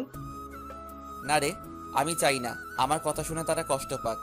এই বিয়েতে তারা সবাই খুশি আছে, আর নাদিয়া আপুও রাজি আছে। আঙ্কেল আন্টির কথা চিন্তা করে নিজেকে কষ্ট দিবি? তুই কি থাকতে পারবি? শোন, আঙ্কেল আমাকে রাস্তা থেকে তুলে এনে তাদের বাসায় ঠাঁই দিছে। তাদের মতো একটা পরিবার পেয়েছি। আমার মতো এতিম ছেলেকে নিজের ছেলের মতো দেখেছে। তাহলে আমি এই কথা বলি কেমন করে? আর নাদিয়া আপুকে আমি ভুলে যাব? কিছুদিন গেলে সবকিছু ঠিক হয়ে যাবে। তুই মানুষ না রে, তুই একটা ফেরেশতা। তোর মতো বন্ধু পাওয়া ভাগ্যের ব্যাপার। ঠিক আছে, ভালো থাকিস। কালকে থেকে বিয়ের সবকিছু আমাকে করতে হবে, আজকে আঙ্কেল বলেছে। ওকে, ভালো থাকিস। আল্লাহ হাফেজ। এই বলে রাফি ফোন কেটে দিল। আমি নিজেকে যতই শক্ত রাখার চেষ্টা করি, কিন্তু আমি তা পারছি না। বারবার আপুর চেহারাটা চোখের সামনে ভেসে আসছে। আর কিছু না ভেবে ঘুমিয়ে পড়লাম। সকালে ঘুম থেকে উঠতে দেরি হয়ে গেছে। আজকে আমাকে কেউ ডাকতে আসে নাই। মনে হয় কাজে কামে বিজি সবাই। আমি বিছানা থেকে নেমে ওয়াশরুমে চলে গেলাম। ফ্রেশ হয়ে একটা জামা গায়ে দিয়ে নিচে আসলাম। নিচে এসে একজনকে দেখে আমি পুরো অবাক হয়ে গেলাম। আর কেউ নয়, আপুর সাথে যে ছেলের বিয়ে ঠিক হয়েছে সেই ছেলে। আমি এখনো ওনার নাম জানি না। আমাকে দেখে ডাক দিল। আসসালামু আলাইকুম দুলা ভাই, কেমন আছেন? আলহামদুলিল্লাহ ভালো আছি, তুমি কেমন আছো? আমিও ভালো আছি। দুলাভাইয়ের নামটা তো জানা হলো না, তা হঠাৎ বিয়ের আগে শ্বশুরবাড়িতে? আমার নাম রনি, নিজের অফিস দেখাশোনা করছি। আর আজকে নাদিয়াকে নিয়ে মার্কেটে যাব বিয়ের কেনাকাটা করতে। আমি চাই নাদিয়ার পছন্দ মতো সবকিছু কিনে দিতে। খুব ভালো, তা আপু কোথায়? নাদিয়া রেডি হয়ে আসছে, তুমিও আমাদের সাথে চলো। না দুলাভাই, আঙ্কেল আমাকে বিয়ের সব কিছুর দায়িত্ব দিছে। আমি নাস্তা করে বাইরে গিয়ে বিয়ের কার্ডের অর্ডার, ডেকোরেশন সব কিছু করে আসতে হবে। আমার হাতে অনেক কাজ, আপনি আপুকে নিয়ে যান। তোমার যখন কাজ আছে তাহলে তো আর জোর করা যাবে না। চলুন, নাস্তা করবেন। আমি বাসা থেকে করে এসেছি, তুমি করে নাও। ঠিক আছে বলে নাস্তা টেবিলে চলে আসলাম। খালা আমাকে নাস্তা দিয়ে গেল। হঠাৎ সিঁড়ির উপর চোখ গেল, দেখি আপু সুন্দরভাবে সেজেগুজে নিচে নামছে। আপুকে দেখতে অনেক সুন্দর লাগছে। আপু আমার দিকে তাকাতেই আমি চোখ সরিয়ে নিলাম। তারপর তারা দুজনে বাসা থেকে বেরিয়ে গেল। আমি হালকা নাস্তা করে বাসা থেকে বেরিয়ে রিক্সা নিয়ে রাফিদের বাসার সামনে চলে আসলাম। ভাড়া মিটিয়ে কলিং বেল চাপ দিলাম। কিছুক্ষণ পর রাফির আম্মু দরজা খুলে দিল। আসসালামু আলাইকুম আম্মু, কেমন আছো? এতদিন পর তোর এই আম্মুর কথা মনে পড়ছে? সরি আম্মু, আমার ভুল হয়ে গেছে, আর কখনো এমন ভুল করব না। ঠিক আছে, এখন ভিতরে আয়। রাফি তার রুমে আছে, তুই ওর রুমে যা, আমি কফি পাঠিয়ে দিচ্ছি। ঠিক আছে আম্মু। আমি ভিতরে ঢুকে ওপরে রাফির রুমে যেতে লাগলাম। এবার আপনাদের বলি, রাফির আম্মু জানে আমার আব্বু আম্মু নেই, আমি একটা এতিম ছেলে। তখন রাফির আম্মু আমাকে বলে, কে বলেছে তোর আব্বু আম্মু নেই? আজকে আমি তোর আম্মু, এখন থেকে আমাকে আম্মু বলে ডাকবি। এখন আমার দুই ছেলে। এরপর থেকে রাফির আম্মুকে আমি আম্মু বলে ডাকি। রাফির রুমে এসে দেখি রাফি বিছানায় শুয়ে মোবাইল টিপতে আছে। আমাকে দেখে উঠে বসলো। কিরে, তুই কখন আসলি? এই তো কিছুক্ষণ আগে। তা তুই আসবি, আমাকে তো বললি না। আমি তো এমনি আসি নাই, আপুর বিয়ের সব দায়িত্ব আঙ্কেল আমাকে দিছে। আমি তো একা একা সব কিছু করতে পারবো না, তাই তোকে নিয়ে সব কিছু করব। নিজের ভালোবাসার মানুষের বিয়ের সব দায়িত্ব তুই পালন করবি, তোর কি একটুও কষ্ট হচ্ছে না? কষ্ট হলে তো কিছুই করার নেই। আঙ্কেল আন্টি সুখের জন্য আমি সব কিছু করতে রাজি আছি। এখন তাড়াতাড়ি রেডি হয়ে নে, হাতে অনেক কাজ আছে। ঠিক আছে, তুই বস, আমি ফ্রেশ হয়ে আসছি। এই বলে রাফি ওয়াশরুমে ঢুকে ফ্রেশ হয়ে আসলো। আম্মু এসে আমাদেরকে কফি দিয়ে গেল। দুজনে কফি খেয়ে আম্মুর থেকে বিদায় নিয়ে বাহিরে চলে আসলাম। বাইক নিয়ে দুজনে বেরিয়ে পড়লাম। প্রথমে বিয়ের কার্ডের অর্ডার দিলাম, তারপর বাকি যে কাজ ছিল সব কিছুর কাজ ছেড়ে বাসায় চলে আসলাম। রাফি আমাকে বাসার সামনে নামিয়ে দিয়ে চলে গেল। আমি বাসার ভিতরে ঢুকে কলিং বেল চাপ দেওয়ার পর খালা এসে দরজা খুলে দিল। সব কাজ শেষ করে আসতে সন্ধ্যা হয়ে গেছে। আমি আর বাহিরে দুপুরে খাবার খেলাম। ভিতরে ঢুকে দেখে আঙ্কেল আন্টি সোফায় বসে কফি খাচ্ছে আর কথা বলছে। আমাকে দেখে আঙ্কেল ডাক দিল। আমি গিয়ে তাদের পাশে বসলাম। রাসেল, সব কাজ কি শেষ? জি আঙ্কেল, কালকে সকালে ডেকোরেশনের সব লোক মালপত্র নিয়ে চলে আসবে, আর বিয়ের কার্ড কালকে বিকালে নিয়ে আসতে বলছে। ফুলের লোক গায়ে হলুদের দিন সকালে আসবে। ঠিক আছে, তুমি এখন রুমে গিয়ে ফ্রেশ হয়ে কিছুক্ষণ রেস্ট নাও, কালকে আবার কাজে লেগে পড়তে হবে। ঠিক আছে আঙ্কেল। এই বলে নিজের রুমে চলে আসলাম। ওয়াশরুমে ঢুকে ফ্রেশ হয়ে বিছানায় শুয়ে পড়লাম। রাতে খাবার খাওয়ার জন্য খালা ডেকে গেছে, তাই বিছানা থেকে উঠে নিচে চলে আসলাম। টেবিলের সামনে গিয়ে দেখি আঙ্কেল আন্টি আর আপু বসে আছে। আমি একটা চেয়ার টেনে বসলাম। আন্টি খাবার বেড়ে দিল। আপুর দিকে তাকিয়ে দেখি এক মনে খাবার খেয়ে যাচ্ছে। আমার দিকে একটাবার তাকালো না। আমি খাবার খেয়ে নিজের রুমে চলে আসলাম। তারপর বিছানায় শুয়ে পড়লাম। পরের দিন বিকালে বিয়ের কার্ড নিয়ে আসলাম। তখন আমি আঙ্কেলকে বললাম, আঙ্কেল বিয়ের কার্ডগুলো কি করব? তোমার বন্ধু বান্ধব কতজন আছে তাদের একটা করে দিয়ে এসো, আমি কিছু রাখছি, আর বাকিগুলো নাদিয়াকে দিয়ে দেয়। আঙ্কেল আমার তেমন বন্ধু নেই, আমার একমাত্র বন্ধু শুধু রাফি এবং তার পরিবার। ঠিক আছে, তাদের বিয়ের কার্ড দিয়ে এসো, আমি কিছু রাখছি, বাকিগুলো নাদিয়াকে দিয়ে আয়। আঙ্কেল কিছু কার্ড রাখলো, বাকিগুলো নিয়ে আপুর রুমের সামনে গেলাম। বাহির থেকে বললাম, আপু ভিতরে আসতে পারি? আয়। আমি ভিতরে ঢুকে দেখি আপু বিছানায় বসে আছে, কিন্তু অবাক করার বিষয় হলো আপুর চোখ দুটো লাল হয়ে আছে। আমাকে দেখে বলল, কেন এসেছিস? আসলে আপু, আঙ্কেল বলেছে বিয়ের কার্ডগুলো তোমাকে দিতে, তোমার বন্ধু বান্ধবকে দেওয়ার জন্য। ঠিক আছে, রেখে যা। আমি বিছানার উপরে কার্ডগুলো রেখে যেই না রুম থেকে বেরিয়ে যাব, তখন আপু আমাকে পেছন থেকে জড়িয়ে ধরে কান্না করে দিল। আমি আপুকে আমার দিকে ঘুরিয়ে বললাম, আপু তুমি কান্না করছো কেন? তুই কি মানুষ নাকি অন্য কিছু? আপু হঠাৎ এ কথা বলল কেন? আমাকে রিয়া ফোন করে সব বলে দিছে। তুই আমাকে ভালোবাসার কথা বললি না কেন? আমি তোমাকে যেদিন বলতে যাব সেদিন দেখি তোমাকে ছেলেপক্ষ দেখতে এসেছে, তাই আর বলি নাই। তুই তো আমাকে একটাবার বলে দেখতি তোকে আমি এখনো অনেক ভালোবাসি। সেটা আর কখনো সম্ভব না। তোমার বিয়ে ঠিক হয়ে গেছে। এই বিয়েতে আঙ্কেল আন্টি অনেক খুশি। আমি চাই না তাদের মনে কষ্ট দিতে। তুই মা বাবার সুখের কথা চিন্তা করে নিজের ভালোবাসা কোরবানি দিবি? এছাড়া আমার কোনো উপায় নেই। ঠিক আছে, তুই যখন মা বাবার সুখের কথা চিন্তা করে আমাকে বিয়ে করবি না, তাহলে আমি রনিকে বিয়ে করব। কিন্তু কখনো রনিকে স্বামীর অধিকার দিব না। আমি তোকে ভালোবাসি আর সারা জীবন বেঁচে যাব। আপু তুমি এমন পাগলামি করো না। আমাকে তুমি ভুলে যাও। নিজের বাবা মার কথা একটাবার চিন্তা করো। তোমার এই বিয়েতে তারা অনেক খুশি। তুই আমার রুম থেকে বেরিয়ে যা। যে ছেলে নিজের ভালোবাসার মানুষকে অন্য ছেলের হাতে তুলে দিতে রাজি আছে, সে কখনো কাউকে ভালোবাসতে পারে না। আমি আর কোনো কথা না বলে নিজের রুমে চলে আসলাম। নিজের চোখ দিয়ে 2 ফোঁটা পানি পড়ে গেল। আপু, আমি তোমাকে অনেক ভালোবাসি। তুমি যদি আমার জায়গায় হতে, তাহলে তুমি তাই করতে। আমার কিছু করার নেই। দেখতে দেখতে বিয়ের দিন চলে এসেছে। আপুর বিয়েতে সবাই এসেছে। আজকে আপুর গায়ে হলুদ। আপুকে স্টেজে আনা হয়েছে। এক এক করে সবাই আপুকে হলুদ লাগাতে লাগলো। আমি একটু দূরে দাঁড়িয়ে দাঁড়িয়ে দেখতে লাগলাম। হলুদ শাড়িতে আপুকে অনেক সুন্দর লাগছে, যেন একটা পরী সামনে বসে আছে। রিয়া আমার সামনে এসে বলল, কি রে, এখানে দাঁড়িয়েছিস কেন? এমনি দাঁড়িয়ে আছি। তুই কি মনে করছিস আমি কিছু বুঝি না? এখনো সময় আছে। তুই মামা মামিকে সবকিছু খুলে বল। না রে, আমি চাই না তাদের মনে কষ্ট দিতে। তোর কি কষ্ট হচ্ছে না? আমি চুপ হয়ে গেলাম। মনে মনে বললাম, আমার ভিতরটা ফেটে যাচ্ছে, কিন্তু আমি এখন কি করব? আমাকে চুপ থাকতে দেখে রিয়া আবার বলল, কি রে, কথা বলছিস না কেন? হুম? আমার ভালো লাগছে না, তুই আমাকে একটু একা থাকতে দে। রিয়া আর কোনো কথা না বলে চলে গেল। হঠাৎ আঙ্কেল আমার সামনে এসে বলল, কি ব্যাপার রাসেল, তুমি এখানে দাঁড়িয়ে আছো কেন? যাও নাদিয়াকে হলুদ লাগিয়ে দিয়ে আসো। যাচ্ছি আঙ্কেল। বলে স্টেজে উঠে নাদিয়া আপুর সাথে বসলাম। আপু আমার দিকে করুণ চোখে তাকালো।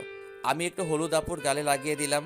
তারপর মিষ্টি আপুর মুখের সামনে ধরলাম, কিন্তু আপু খাচ্ছে না, আমার দিকে তাকিয়ে আছে। তখন আন্টি বলল, কি রে নাদিয়া, রাসেল তোর মুখের সামনে মিষ্টি ধরে রাখছে, তুই খাস না কেন? আন্টির কথা শুনে আপু হালকা একটু মিষ্টি খেলো। তারপর আপু আমাকে একটু মিষ্টি খাইয়ে দিল। আমি আর বসে না থেকে ছাদে চলে গেলাম। অনেক কষ্টে আপুর সামনে চোখের পানি আটকে রেখেছি। ছাদের কিনারে দাঁড়িয়ে কান্না করতে লাগলাম। আজকে রাতটা পার হলে কালকে আপুর বিয়ে হয়ে যাবে। নিজের চোখের সামনে কিভাবে দেখবো আপুর বিয়ে? আমার চোখের পানি কোনো বাধা মানছে না। অঝোর ধারায় পানি পড়তে লাগলো। ছাদে কতক্ষণ ছিলাম বলতে পারবো না। আমার একটা জিনিস কিছুতেই মাথায় ঢুকছে না। রাফিকে আজকে গায়ে হলুদে দেখলাম না। ও কোথায়? আমাকে তো বলছে সন্ধ্যার পর চলে আসবে। আম্মু আব্বু তারা এসেছে, কিন্তু তাকে দেখলাম না।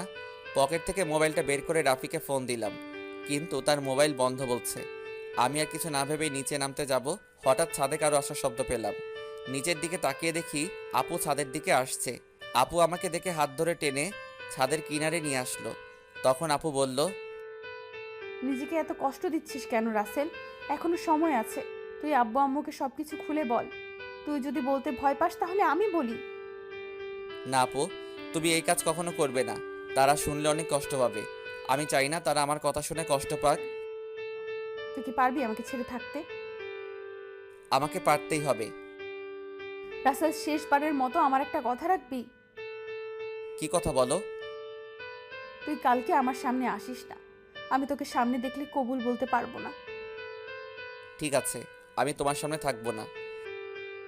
আমাকে জড়িয়ে ধরে একটা কিস করবি? কালকের পর তো অন্য পুরুষের সাথে থাকতে হবে। এখানে অন্য পুরুষ কোথায় থেকে আসলো? সে তো হবে তোমার স্বামী। কিন্তু আমি তো তাকে কখনো স্বামী হিসেবে মানবো না। আমি শুধু তোকে ভালোবাসি। প্লিজ আপু, তুমি আমাকে ভুলে যাও। স্বামীর সংসার নিয়ে নতুন জীবন শুরু করো।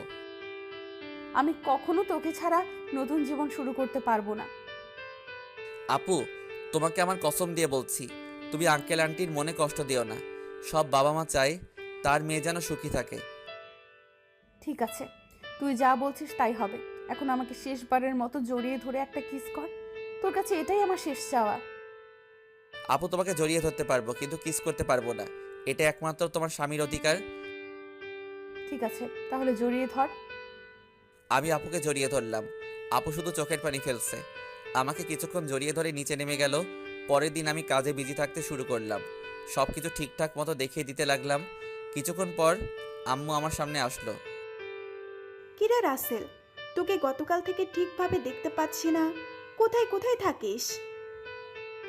আসলে আম্মু, আপুর বিয়ের সব দায়িত্ব আমার হাতে, তাই কাজে কামে এদিক ওদিক দৌড়াতেছিলাম।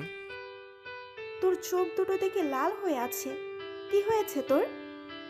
আমার কিছু হয়নি আম্মু, এমনি রাতে একটু ঘুম কম হয়েছে। বেশি রাতে ঘুমাইছি তো, আবার সকাল সকাল ঘুম থেকে উঠে কাজে লেগে পড়ছি। ঠিক আছে, তুই থাক, ভেতরে যাচ্ছি। ওকে আম্মু। আচ্ছা আম্মু, রাফি কোথায়? কালকে থেকে রাফিকে দেখছি না, ওর মোবাইলও বন্ধ। আমাকে তো বলছে তার কি একটা কাজ আছে, তাই সে আসতে পারবে না, কিন্তু আজকে দুপুরে চলে আসবে বলছে। মোবাইল বন্ধ কেন সেটা তো বলতে পারবো না। ও, আম্মু আর কোনো কথা না বলে চলে গেল। আমি আবার কাজে লেগে পড়লাম। দেখতে দেখতে দুলা আসার সময় হয়ে গেছে। এদিকে আমার সব কিছু ঠিকঠাক মতো হয়ে গেছে। আমি রুমে এসে ফ্রেশ হয়ে একটা পাঞ্জাবি গায়ে দিয়ে রুম থেকে বেরিয়ে যেতেই হঠাৎ রিয়া আমার রুমে আসলো। কিরে, তুই হঠাৎ আমার রুমে? রাসেল, তোর অনেক কষ্ট হচ্ছে তাই না রে? আমি সব কষ্ট মাটি চাপা দিয়ে দিছি। হয়তো নাদিয়া আপু আমার কপালে ছিল না, তাই এরকম আমার সাথে হয়েছে। আমি তার জন্য দোয়া করি, সে যেন স্বামী সংসার নিয়ে সুখে থাকে। তোকে কিছু বলার ভাষা নেই আমার। তুই আসলেই মানুষ না, তুই একটা ফেরেশতা। ঠিক আছে, দুলা আসার সময় হয়ে গেছে, এখন বাহিরে যেতে হবে। চল দুজনে একসাথে যাই। ঠিক আছে, চল। আমি আর রিয়া রুম থেকে বেরিয়ে গেটের সামনে গেলাম। দেখি জামাই চলে এসেছে। আমি জামাইকে দেখে অন্যদিকে চলে গেলাম। সবাই জামাইকে নিয়ে ভিতরে ঢুকলো, তারপর স্টেজে নিয়ে বসালো। কিছুক্ষণ পর নাদিয়া আপুকে নিয়ে আসলো। আজকে আপুকে লাল বেনারসিতে অনেক সুন্দর লাগছে। আপুকে জামাইয়ের সাথে বসানো হলো। তারপর চারদিকে তাকাতে লাগলো, হয়তো আমাকে খুঁজতে আসে, কিন্তু আমি লুকিয়ে লুকিয়ে তাকে দেখছি। কিছুক্ষণ পর কাজী এসে বিয়ে পড়াতে লাগলো। যখন নাদিয়া আপুকে কবুল বলতে বলল, তখন আপু চুপ করে আছে। সবাই আপুকে বলছে কবুল বলার জন্য, কিন্তু আপু বলছে না। যেই না আপু সবার জোরাজোরিতে কবুল বলতে যাবে, তখন হঠাৎ রাফি কোথা থেকে এসে বলল, এই বিয়ে বন্ধ করুন। কি হয়েছে রাফি, তুমি বিয়ে বন্ধ করতে বললে কেন? আপনারা যার সাথে আপুর বিয়ে দিচ্ছেন তার সম্বন্ধে ভালো করে খোঁজখবর নিয়েছেন? কি বলতে চাও তুমি? সবাই তো বলছে ছেলে ভালো। এই ছেলে ভালো না, ও একটা মেয়েকে বিয়ে করবে বলে তার সবকিছু কেড়ে নিয়ে গেছে। তোমার কাছে কি প্রমাণ আছে যে রনি খারাপ ছেলে? আমি জানতাম আপনারা এটাই বলবেন, তাই তো ওই মেয়েটাকে সাথে করে নিয়ে এসেছি। কোথায় আপু, সামনে এসো। রাফির কথা শুনে একটা মেয়ে সবার সামনে আসলো। মেয়েটাকে দেখে রনির চোখ বড় বড় হয়ে গেল। তখন রাফি বলল, বোন, তুমি সবার কাছে সত্যিটা খুলে বলো। আমার নাম মিম। রনির আর আমার 1 বছরের রিলেশন। সে আমাকে বিয়ে করবে বলে আমার সব কিছু কেড়ে নিয়ে গেছে। কিছুদিন আগে সে আমাকে বলে তাকে ভুলে যেতে, তার নাকি অন্য জায়গায় বিয়ে ঠিক হয়ে গেছে। আমার সাথে নাকি প্রেমের অভিনয় করছে। আমার ছেলে যে তোমার সাথে খারাপ কিছু করেছে তার কি প্রমাণ আছে? আমার মোবাইলে আমার আর রনির একসাথে ছবি আছে এবং কিছু নেগেটিভ ছবিও আছে, চাইলে দেখতে পারেন। বলে মোবাইলটা রনির বাবার হাতে দিল। তখন রনির আব্বু বলল, আমি তোমাদের দুজনের ছবি শুধু দেখেছি, আর ওগুলো দেখতে চাই না। রহমান সাহেব, আপনি আমাকে ক্ষমা করে দিন। আমি জানতাম না আমার ছেলে এতটা খারাপ। যদি জানতাম তাহলে কখনো আপনার মেয়ের জন্য বিয়ের প্রস্তাব নিয়ে আসতাম না। আমি আজকে ওদের দুজনকে বিয়ে দিব, পারলে আমাকে মাফ করে দিবেন। এই বলে রনির বাবা মিম এবং রনিকে নিয়ে তারা বাসা থেকে বেরিয়ে গেল। সবাই এখন চিন্তা করছে নাদিয়ার কি হবে। তখন আঙ্কেল বলল, এখন আমার মেয়েটার কি হবে? এখন কে ওকে বিয়ে করবে? তখন রাফি আর রিয়া আঙ্কেলের সামনে গিয়ে বলল, আঙ্কেল, আপনি কোনো চিন্তা করবেন না, আপুর বিয়ে আজকে এবং এখনই হবে। তুমি কি বলছো রাফি? আমার মেয়েকে বিয়ে করবে? আমি তোর কথা কিছুই বুঝলাম না, তুই কার কথা বলছিস? সে আর কেউ নয়, আমি রাসেলের কথা বলছি। রাসেল আর নাদিয়া আপু দুজনকে পাগলের মতো ভালোবাসে। শুধু আপনাদের সুখের কথা চিন্তা করে নিজের ভালোবাসা কোরবানি দিতে চেয়েছে। কারণ মামা, তুমি ওকে রাস্তা থেকে তুলে নিয়ে এসে বাসায় ঠাঁই দিয়েছো, তাই তোমাদের নুন খেয়ে তোমাদের মন নষ্ট করতে দিতে চাইনি। আমি আপনাদের সবকিছু খুলে বলি। তারপর সবকিছু খুলে বললাম। আঙ্কেল রাফির কথা শুনে আমার সামনে সে ঠাস করে একটা থাপ্পড় মেরে বলতে লাগলো, নিজেকে খুব মহান মনে করছিস তাই না? তোকে আমি বাইরের ছেলে মনে করেছি, তুই কেন এমন করছিস? আমি তোমাদের সাথে প্রতারণা করতে পারবো না। আমি আপনাদের দুজনকে সবসময় নিজের মা বাবার মতো দেখে এসেছি। আপনি একটা এতিম ছেলেকে ঠাঁই দিয়ে নতুন জীবন দিয়েছেন। আমি কি করে আপনাদের মনে কষ্ট দেই? আরে, আমি তোকে কখনো অন্যভাবে দেখিনি। আমি তোকে নিজের ছেলের মতো জানি। তুই আমাদের কাছে একটা বার বলে দেখতি, আমি কখনো মানা করতাম না। এটা শুনে আমি আরো খুশি হয়েছি। আচ্ছা, তোর কথা বাদ দিলাম, নাদিয়া তো আমাদের খুলে বলতে পারতি। আমি তোমাদের সব কিছু খুলে বলতে চেয়েছি, কিন্তু রাসেল আমাকে মানা করেছে, আবার আমাকে কসম দিছে। ঠিক আছে, এখন সব বাদ। এখন রাফি, তুমি রাসেলকে তৈরি করে নিয়ে আসো। ঠিক আছে আঙ্কেল। এই বলে রাফি আমাকে নিয়ে উপরে চলে আসলো। আমি সাথে সাথে রাফিকে জড়িয়ে ধরে কান্না করে দিলাম। তারপর বললাম, কিরে, কেমনে কি? আমার পাঠক পাঠিকারাও তো কিছুই বুঝতে পারছে না, একটু সবাইকে খুলে বলো। ঠিক আছে, বলছি। আমি গতকাল দুপুরে মার্কেটে যাচ্ছিলাম আপুর বিয়ের উপহার কিনতে। তখন হঠাৎ দেখি একটা মেয়ে রনির মতো একটা ছেলের সাথে কথা বলছে। হঠাৎ ছেলেটা মেয়েটাকে ঠাস করে 2টা থাপ্পড় মেরে চলে যায়। ছেলেটা যে সময় গাড়িতে উঠবে তখন তার চেহারা দেখে অবাক হয়ে যায়, কারণ সে ছিল রনি ভাই। আমি আর দাঁড়িয়ে না থেকে মেয়েটার কাছে গেলাম। তখন তাকে জিজ্ঞেস করি, ওই ছেলেটার সাথে তোমার কি সম্পর্ক? তারপর মেয়েটি সব খুলে বলে। কি বলেছে আপনারা তো সব জানেন। তুই মিমের সব কথা শুনে কি বলছিস? আমি ওর কথা শুনে তাকে নিয়ে বাসায় চলে আসলাম। আব্বু আম্মুকে বললাম, আমার বন্ধু, তোমরা সবাই বিয়ে বাড়িতে চলে যাও, আমি বিয়ের দিন যাব। আমার বন্ধুর সাথে আমার কিছু কাজ আছে। আব্বু আম্মু পরে কিছু বলে নাই? মানে একটা মেয়ের সাথে তোর কি কাজ? তুই তো জানিস, আব্বু আম্মু আমাকে অনেক বিশ্বাস করে, তার ছেলে কখনো খারাপ কাজ করবে না। আব্বু আম্মু চলে আসার পর কোনো রকম রাতটা কাটিয়ে পরের দিন বিয়ে বাড়িতে নিয়ে আসলাম। আমি সবার সামনে রনির মুখোশ খুলে দেওয়ার জন্য বিয়ের দিন মিমকে নিয়ে আসি। আজকে তোর কারণে আমার ভালোবাসার মানুষকে আপন করে পেয়েছি। তোর এই ঋণ কখনো শোধ করতে পারবো না। হয়েছে হয়েছে, তোর ঋণ শোধ করা লাগবে না, শুধু আমার একটা হেল্প করে দিতে হবে। বল, তোর কি হেল্প লাগবে? আমার সাথে একটা মেয়ে দাঁড়িয়ে যখন আঙ্কেলের সাথে কথা বলছে, ওই মেয়েটাকে আমার পছন্দ হয়েছে। ওর সাথে আমার লাইনটা ক্লিয়ার করে দিবি। তার মানে তুই রিয়ার কথা বলছিস? আরে তোকে তো ওর কথা বলছি। মানে, আমি তো কিছুই বুঝতে পারছি না। তোকে বলছি না, আমাকে আপুর মামাতো বোন রিয়া প্রপোজ করছে, এই সেই মেয়ে। কি? তার মানে ওই সেই রিয়া? কিন্তু চেহারা তো কিন্তু মার্শাল্লাহ। এখন আমার সাথে লাইনটা করে দে। ঠিক আছে, দিব, আগে আমার বিয়েটা শেষ হোক। ঠিক আছে, এখন ফ্রেশ হয়ে আয়, আমাদের জন্য সবাই অপেক্ষা করছে। আমি আর কোনো কথা না বলে ওয়াশরুমে ঢুকে ফ্রেশ হয়ে একটা পাঞ্জাবি গায়ে দিয়ে রাফির সাথে নিচে চলে আসলাম। আমাকে নিয়ে আপুর পাশে নিয়ে বসালো। তখন আপু আমার কানের কাছে মুখ এনে বলল, আজকে তোর খবর আছে, শুধু বিয়েটা হয়ে যেতে দে, তুই আমাকে অনেক কষ্ট দিয়েছিস। সেটা বাসর ঘরে দেখা যাবে। আমিও কিন্তু কম কষ্ট পাইনি। কাজী বিয়ে পড়ানো শুরু করলো। আগে আপুকে কবুল বলতে বলল, আপু সাথে সাথে কবুল বলে ফেললো। সবাই মুচকি মুচকি হাসছে। এবার আমাকে বলতে বলল, কিন্তু আমি বলছি না, আমি আপুকে একটু লাগানোর জন্য দেরি করছি। আপু আমাকে কনুই দিয়ে গুঁতা দিল। আমি সাথে সাথে কবুল বলে ফেললাম। সবাই জোরে জোরে হাসা শুরু করলো। তারপর কাজী মোনাজাত ধরলো। সবাই আমাদের জন্য দোয়া করলো। তারপর সবাই খাওয়া দাওয়া করে বাসায় চলে গেল। আব্বু আম্মু আমার কাছ থেকে বিদায় নিয়ে চলে গেল। রাফি আমার সাথে থেকে গেল। এখন আমি আর রাফি ছাদে বসে আছি। ছাদে আসার সময় রিয়াকে বলেছি ছাদে আসার জন্য। আমি আর রাফি বসে বসে কথা বলছি। কিছুক্ষণ পর রিয়া ছাদে আসলো। তখন আমি বললাম, কি রে, তোর আসতে এত দেরি হলো কেন? দেরি কি আর এমনি হয়েছে? তোর বাসর ঘর সাজাতে দেরি হয়ে গেছে। এখন বল, কি জন্য ডাকলি? হুম হুম।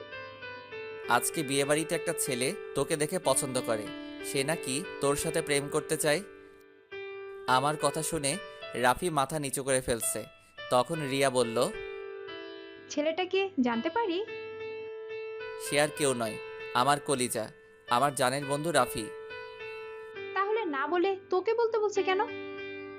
আসলে আজ পর্যন্ত রাফি কোনো মেয়ের সাথে প্রেম করে নাই। কেন জানি তোকে দেখে পছন্দ হয়, কিন্তু লজ্জার কারণে বলতে পারছে না, তাই আমাকে বলল তোর সাথে লাইন করে দেওয়ার জন্য। ঠিক আছে, তুই রুমে যা। আপু রুমে তোর জন্য অপেক্ষা করছে বাসর ঘরে। আমার অনেক ভয় করছে রে। এত ভয় কিসের? হুম, বিড়ালটা ঠিক মতো মারিস। ওই, এই বিড়াল আবার কোথায় থেকে আসলো? সেটা বাসর ঘরে গেলে আপু তোকে দেখিয়ে দিবে। এখন তুই যা, আমি ওর সাথে কথা বলবো। আচ্ছা ঠিক আছে, যাচ্ছি। আমার বন্ধুর যেন কিছু না হয়, তাহলে কিন্তু তোর মাথা ফাটিয়ে ফেলবো। ওই, আমার জামাইয়ের সাথে আর আমি যেটাই করি তোর সমস্যা কি? হুম। কি? তার মানে তুই রাজি? আরে ওকে তো প্রথম দেখে আমি প্রেমে পড়ে গেছি, এখানে রাজি হওয়ার কি আছে? তুই বাসর ঘরে যা, আমি আমার জানের সাথে একটু রোমান্স করি। তাহলে তোরা থাক, আমি গেলাম। আমি আর কোনো কথা না বলে বাসর ঘরের সামনে চলে আসলাম।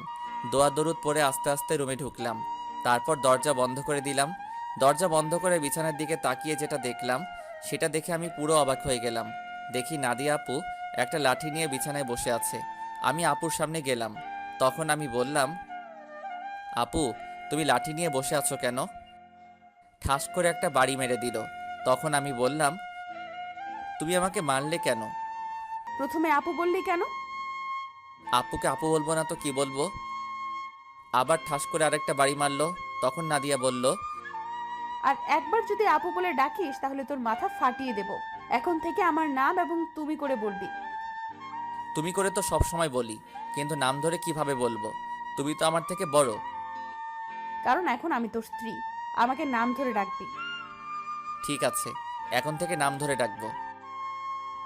তো এতক্ষণ কোথায় ছিলি? তোর আসতে এত লেট হলো কেন? আগে বলো, তুমি আমাকে তুই করে বলছো কেন? আমি তোমার স্বামী, আমাকে তুমি করে বলবে। ঠিক আছে বলবো, এখন বল আসতে দেরি হলো কেন? তাহলে শোনো। তারপর রাফি আর রিয়ার কথা খুলে বললাম। সেটা তো খুশির খবর। আজকে রাফির জন্য তোমাকে আমি আপন করে পেয়েছি। ও না থাকলে এতক্ষণ আমাকে বাসর ঘরে রনি থাকতো। ঠিকই বলেছ, ওর মতো বন্ধু পাওয়া ভাগ্যের ব্যাপার। ঠিক আছে, এখন উঁচু করে আসো, 2 রাকাত নফল নামাজ আদায় করতে হবে। করব, আগে আমাকে একটা কথার উত্তর দাও। বিয়ের আগে তোমাকে দেখছি সব সময় কার সাথে যেন হেসে হেসে কথা বলতে। তুমি কার সাথে কথা বলতে? নাদিয়া আমার কথা শুনে হাসতে হাসতে বলল, আরে পাগল, এটা আমি অভিনয় করছি। আমি তোমার সামনে মোবাইল নিয়ে অন্য ছেলের সাথে কথা বলার অভিনয় করছি এবং তোমাকে এড়িয়ে চলছি। তুই এগুলো সহ্য করতে না পেরে যেন আমাকে ভালোবাসার কথা বলিস, কিন্তু হাদারাম, তুমি আমাকে কখনোই বলো নাই। কিছুদিন পর যখন তোমার রিয়াকশন দেখলাম না, তারপর ওই ছেলেকে বিয়ে করতে রাজি হয়ে যাই। তারপর কি হলো তুমি তো জানো। আমারটার কি শুনবে? সব তো তুমি জানতে পেরেছ। এখন চলো দুজনে অজু করে আসি। ঠিক আছে চলো। আমি আর নাদিয়া ওয়াশরুমে ঢুকে অজু করে 2 রাকাত নফল নামাজ আদায় করে খাটে গিয়ে বসলাম। তখন নাদিয়া বলল, আজকে তোমার ভালোবাসা দিয়ে আমার সব কষ্ট দূর করে দাও। তোমার কষ্ট দূর করলে আমার কষ্টগুলো দূর করবে কে? আমিও তোমার সব কষ্ট দূর করে দেব ভালোবাসা দিয়ে। ঠিক আছে, তাহলে মিশনে নেমে পড়ি। আমার তো আর সহ্য হচ্ছে না। বাবা, আমার সিনিয়র জামাইয়ের দেখি সহ্য হচ্ছে না। আসো। তারপর আর কি, নাদিয়ার উপর ঝাঁপিয়ে পড়লাম। নাদিয়ার ঠোঁট দুটো নিজের আয়ত্তে নিয়ে আসলাম। আস্তে আস্তে কাপড় খুলতে লাগলাম। তারপর ওর পুরো শরীরে কিস করতে লাগলাম। ধবধবে সাদা দেহ। তারপর হারিয়ে গেলাম সাগরের বুকে। এখন আমি আর নাদিয়া সবসময় কলেজে যাওয়া আসা করি। রিয়া আর রাফির প্রেম ভালোই চলছে। তাদের পড়ালেখা শেষ হলে বিয়ে হবে। আমি আমার সিনিয়র আপুর ভালোবাসা পেয়ে অনেক সুখে আছি।